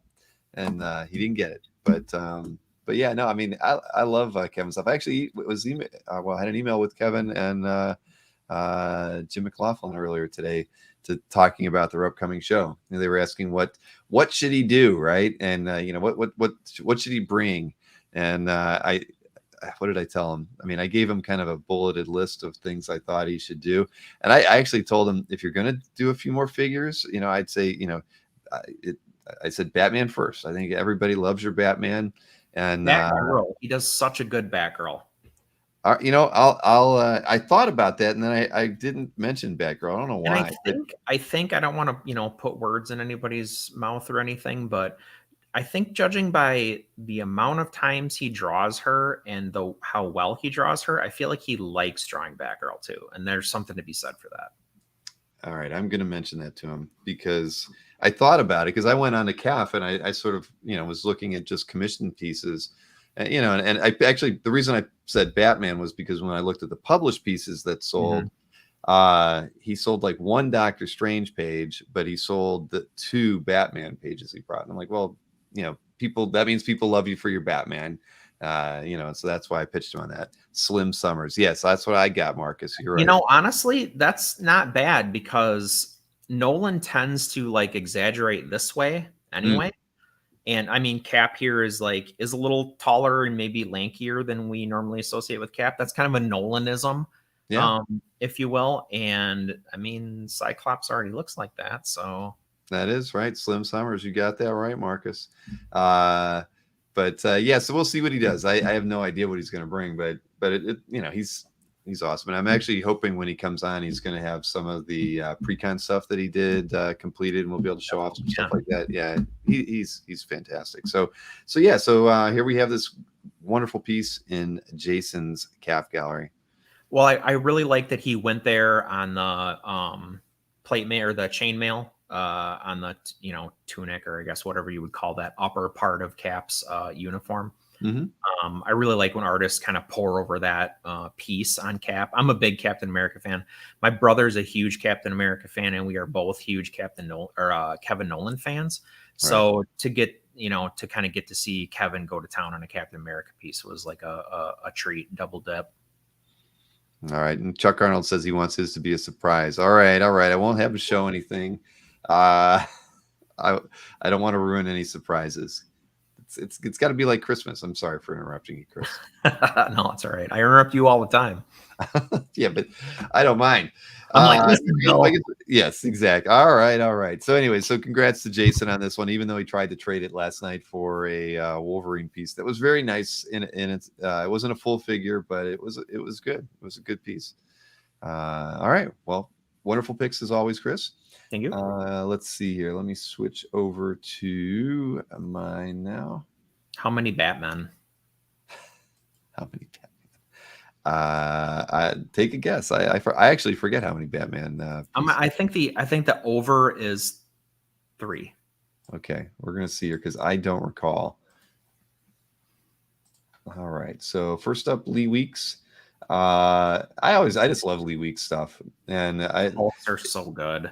Yeah, he does a great Hulk, and the thing is, usually when I've picked a few Lee Weeks in the past, and I typically pick like his commission style pieces because it's so focused on character, and I love he just draws anything that he does, just the way his detail on character pieces at cons, commissions, whatever, is just wonderful. And I don't know if it always translates to his published pieces, but this is a Defenders piece, right? What was this? A World War Hulk prologue. But I mean, you got Defenders on it, for crying out loud. And yeah, this Hulk image is just wonderful. That face is like, for me, like, you say what you want about Trimpy or whatever, but that face is like, that's the Hulk to me. Yeah.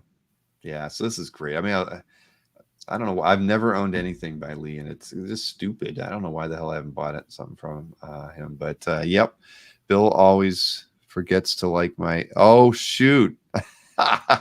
Did I not put a like on that one? He's never happy. He's never happy. He's not. He's always grumpy. Jason, you got to learn to meditate or something.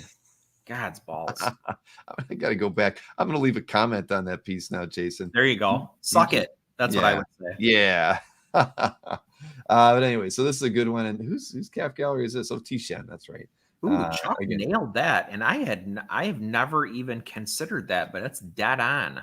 Lee Weeks is like John Buscema plus Joe Kubert. Yeah. Man, I get that. I do as well. That's funny. I mean, the Kubert side, but with a very thin line, not the coarse line that Kubert had. But man, that's not a far stretch there, Chuck. Good observation. So that's why Chuck's good at doing these too. Let's see. Oh, first Batman. This one is. Let me get where is it? See, I'm putting a like on this one, Jason. Jason, watch. Do it again, Bill. Yeah, I'm gonna unlike it. And then I'll like it again. He liked it harder the second time. So Greg and Amanda Spatz, they've got a phenomenal calf gallery. As many, I'm sure everybody's strolled through it once or twice. I don't know who the heck Riyadh is, but the thing I like about Greg and Amanda, I mean, Batman here, he's pulling up his gloves.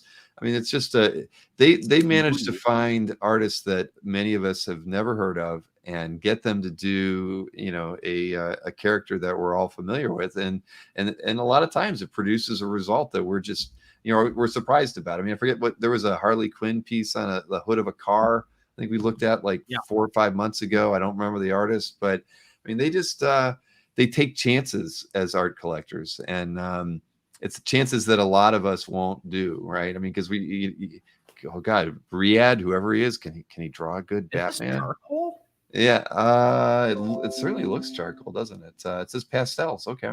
Oh, and then he says charcoal on paper. I don't think we have charcoal as an option, so I guess we probably should. So yeah, it's beautiful. It's a beautiful piece. Great. The cowl has a really like charcoaly look to it. Mm-hmm. Very cool. Super moody. Yeah, Antoine mentions Muth. Yep, I can see that. Great dark tones. All right. So yeah, congrats to Greg and Amanda, and on another risk. They're risk takers, and it's all come out really well for them. Then Ivan R's calf gallery here. I mean, it's a Steranko penciled piece with Frank Giacque inks. I didn't even really care what the hell was on the page because there is not enough Steranko on calf. But we get a really awesome Nick Fury image right here. I mean, so at the end of the day, I mean, I really mean that. I saw Steranko's name and I'm like, I don't even care what it is. I'm picking it because this kind of has a romance comic feel to it. Like that panel, the middle panel on the right, the bottom panel kind of has a soap opera vibe to it. Yeah, it's a different page for sure.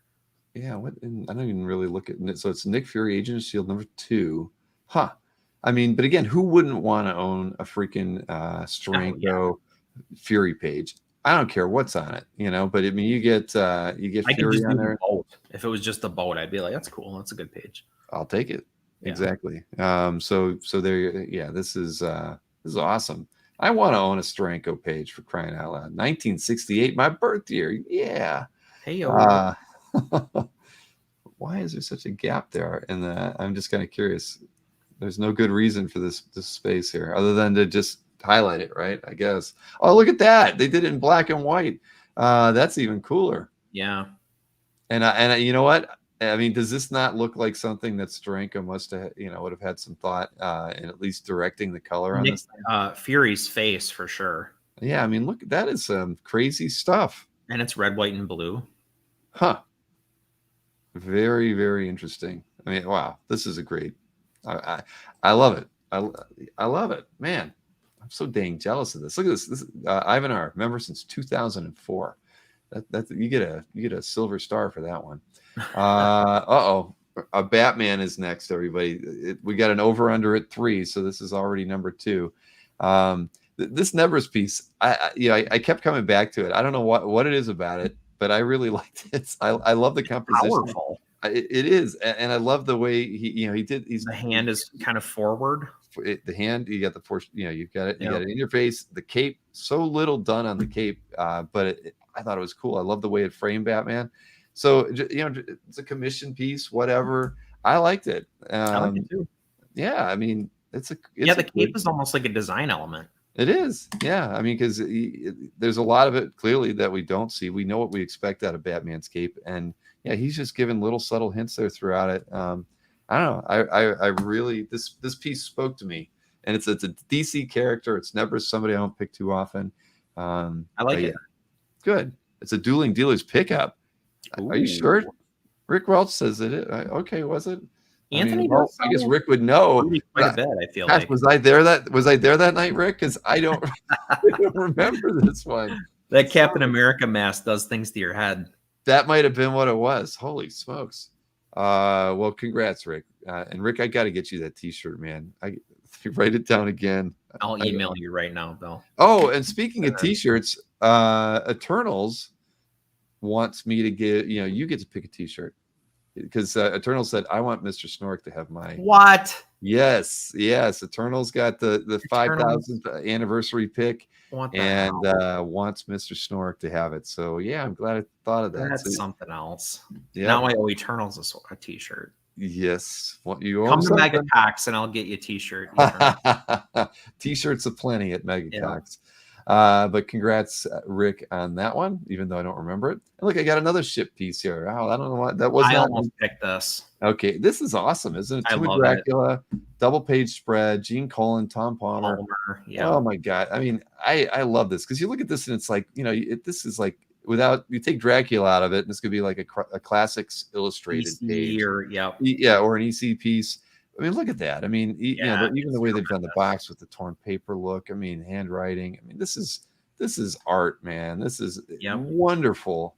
I wish it would. It doesn't fit the frame really well, but again, I love this piece. I came back to this a couple times. I liked it so much. I mean, after I picked it, I was like, this is just so awesome. I'd love to own it.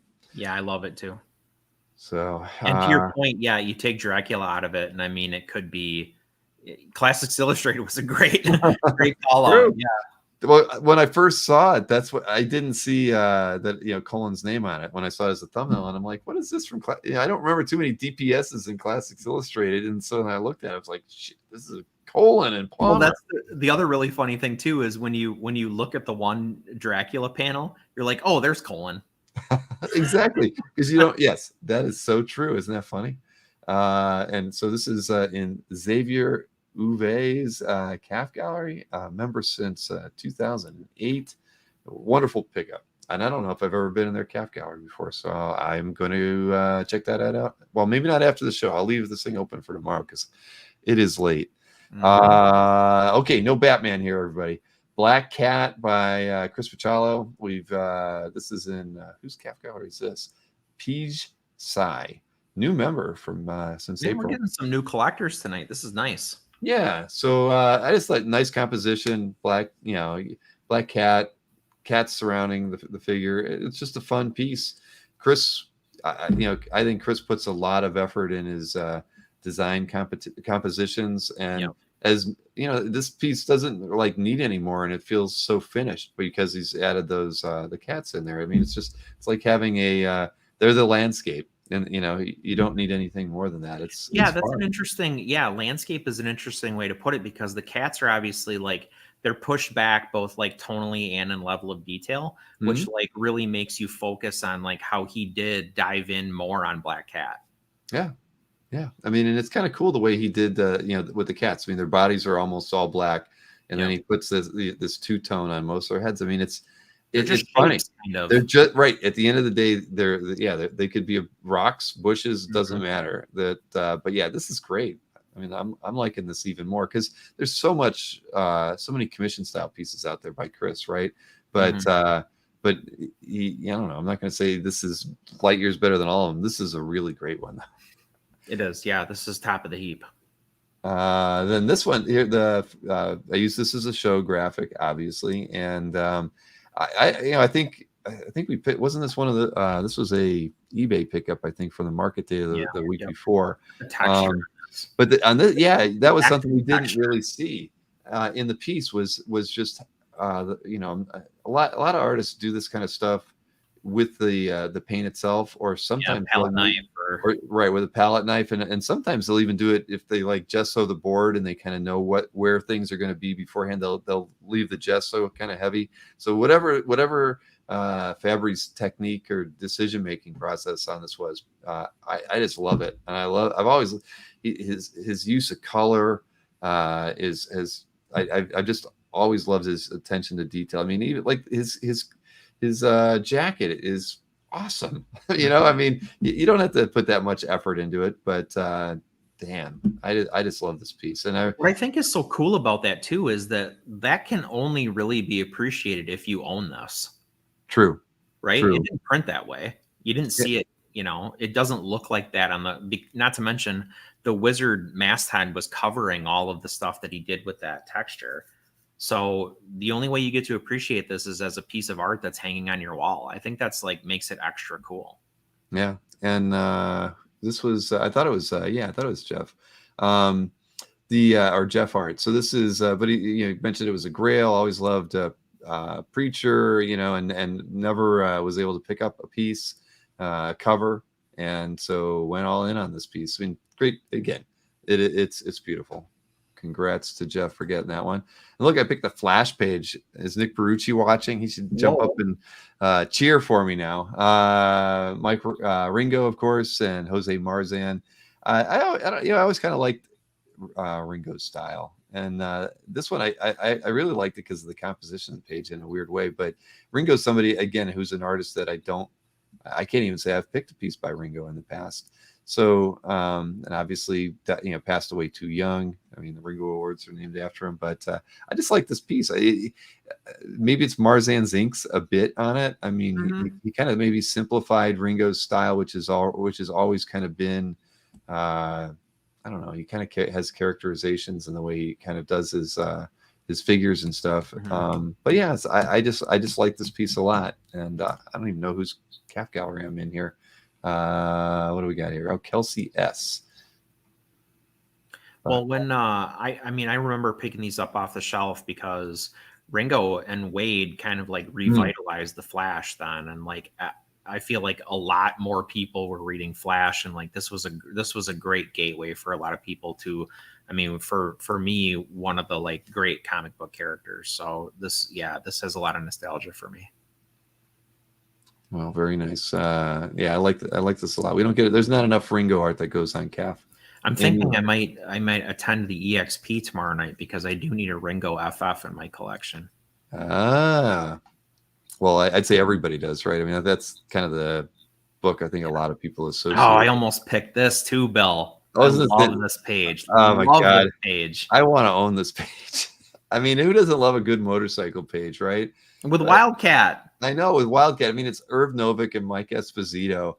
Every freaking panel on this thing is amazing. I mean, look at this crazy sewer scene. I mean, it's unrealistic the way the way it's drawn. I mean, there's nothing right about it, but it's such a beautiful illustration. Batman shadow on there, the figures of the other characters in there on the ceiling of the sewer. And everything is pitched. Everything is pitched at a different angle. So panel by panel, you're going back and forth as you go down this page. And it adds so much, like when you look at it like this, like on a whole, the whole page has movement. Yeah. I mean, dang it. Right. I mean, everything is so smart about this. The way he's wrapped the sewer, walkway around. I mean, everything, the shadow on the wall, every single the room, around the motorcycle. This is just one of the most well executed pages I've ever seen. Look at that. This panel is perfect all on its own. I mean, sorry, I could just drool over this damn thing it is awesome for days. This is one of my favorite pieces added to calf probably in the last 3 months. That's awesome.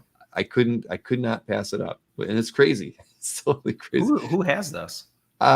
You're right. I don't know. Oh, Steve Crow, that dang bugger, man. He gets all the good stuff. Didn't I pick a piece by Steve Crow last week, or one of us did? Maybe, yeah, or one of us did, yeah. Gone Which is Crow. not hard to do, man.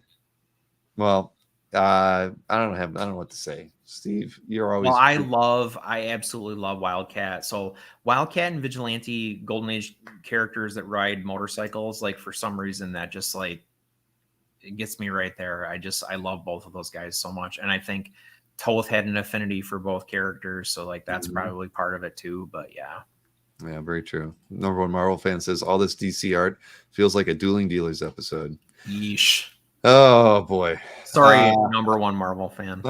Yes. Yes, I feel it, but come on, man. Even number one Marvel fan has to agree that this Recognize is one hell of a great piece of art. All right, last but not least, I don't know if Jeffrey Moy is still in the audience. Oh, that was three. That was three. Was it? 3 Batman. Oh shoot, doggone it. You were right. Well, but over okay. All right. You got it. So here we've got Dan Brereton. I mean, I love Dan's stuff. Everybody knows that. I've had him on sales shows and everything. I just thought he did a really great job. And the thing is, this is a convention piece. Yeah. He did this for Jeffrey Moy at a show. We know most artists do not like to, do this kind of caliber of work when they're at a con. And I didn't even, I've gotten stuff from Dan once or twice, long ago at shows. This is, you would call this a banger, Chris, because this 100%. this is beautiful. And again, isn't there a picture of the two of them together? Oh, yeah, here we go. Look at these happy campers there. Look at those two.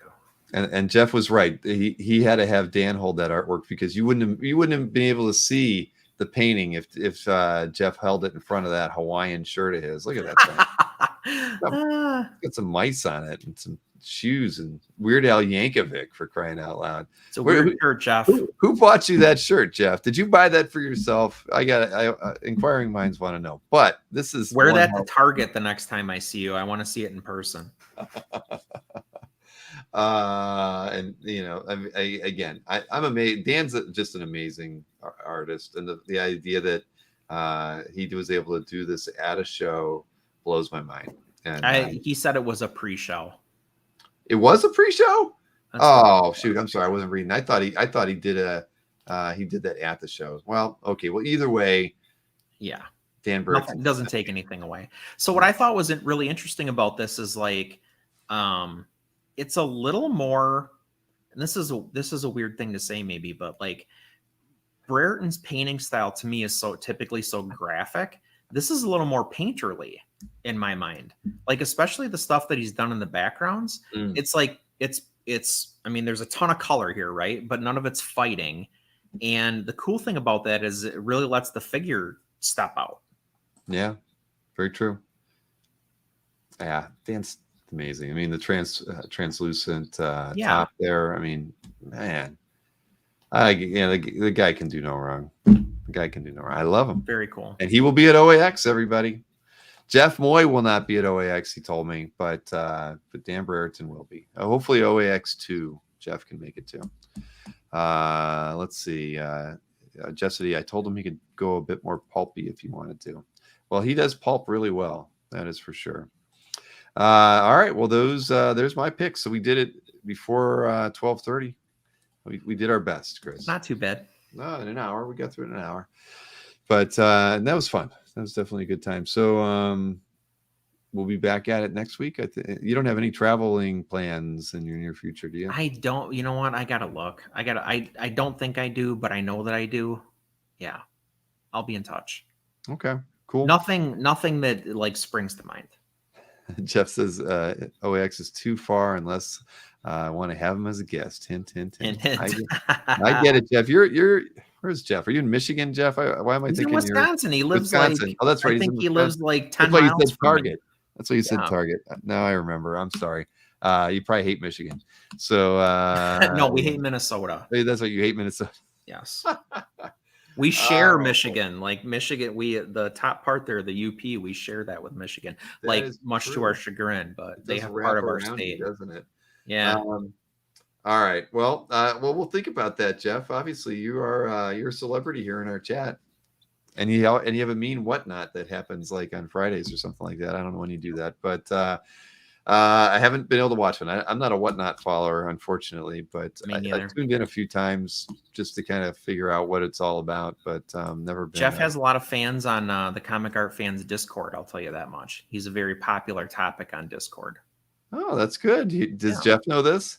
I believe he does. Oh, good. Fantastic. All right, everybody. Well, hey, thanks for hanging out with us all this time. We, it was a little bit longer than I would have liked, but we haven't seen Leighton live in a while, so it was nice to have him back. It was great to do the Heritage recap. I wanted to do the Heritage recap as a standalone show, but it wasn't really going to work out schedule wise for anybody. So this worked out fine. And if if Albert and Mike never make it back to a Heritage recap, I don't care. Nick, Dino, and I have been doing fine on our own. And Arnold on. Yeah, exactly. So anyway, and then getting to hang out with Govar and Moy was fun too. So I'm looking forward to again, it's kind of funny. We kind of end here with Brereton, and we picked Brereton too because he's a painter. It's like I wanted to make sure we had at least three, a good handful of people who were going to be doing some color pieces on the floor. Very cool. So, yep. All right. Jeff, Jeff's going to be in Cincinnati. Did he say that? I'm assuming because I know Moy. Oh, there he is. Yeah, Cincinnati Comic Expo. Because Jim Lee's there. Albert only goes to shows if Jim's going to be there, everybody. So keep that in mind. I try to do the same thing. All right. Well, we're going to call it a night. Thanks for hanging out with us for so long. It was a lot of fun. I don't have Friday night off. I'll be hanging out with Nick Barucci tomorrow at 7. And then on Saturday, I've got an art sale show with Dexter Vines. He sent me a lot of new art. That'll be a good one. We got, we've got some more stuff that is by Jason Pearson and some Deadpool by Jason this time around, and a few other. What's that? Are those body bags pages coming out? I don't know. I saw someone on Instagram holding a body bags page, and I thought, oh, are they going to sell those? I don't know. I mean, I can ask him about that. I actually got a preview of, I've got Dennis Cowan coming up. I forget when. I think maybe in 2 weeks, maybe 3. He sent me a bunch of scans. He's like, is this stuff good to bring out? He's got some Man of Steel artwork with long hair Superman. And all the pages were really nice. It had Chuck Arnold.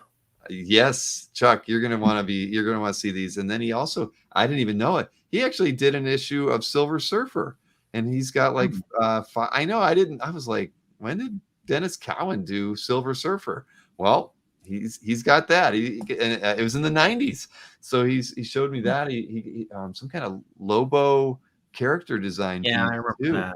But that was I'm not talking about the current one. This was something done in the 90s that he had. Oh, wow. So because we asked him to we were like, wow, your Deathlock stuff sold really well, and we know you've got some vintage stuff. We asked for the question. He didn't pull out any question stuff for us, but he just dug up all this stuff that he's been sitting on for a while. So that'll be interesting to show that stuff off. Anyway, all right, we're gonna call it, and I hope everybody gets some sleep. And we'll be back at it tomorrow on the EXP with Nick Barucci at 7 o'clock. Good night, everybody.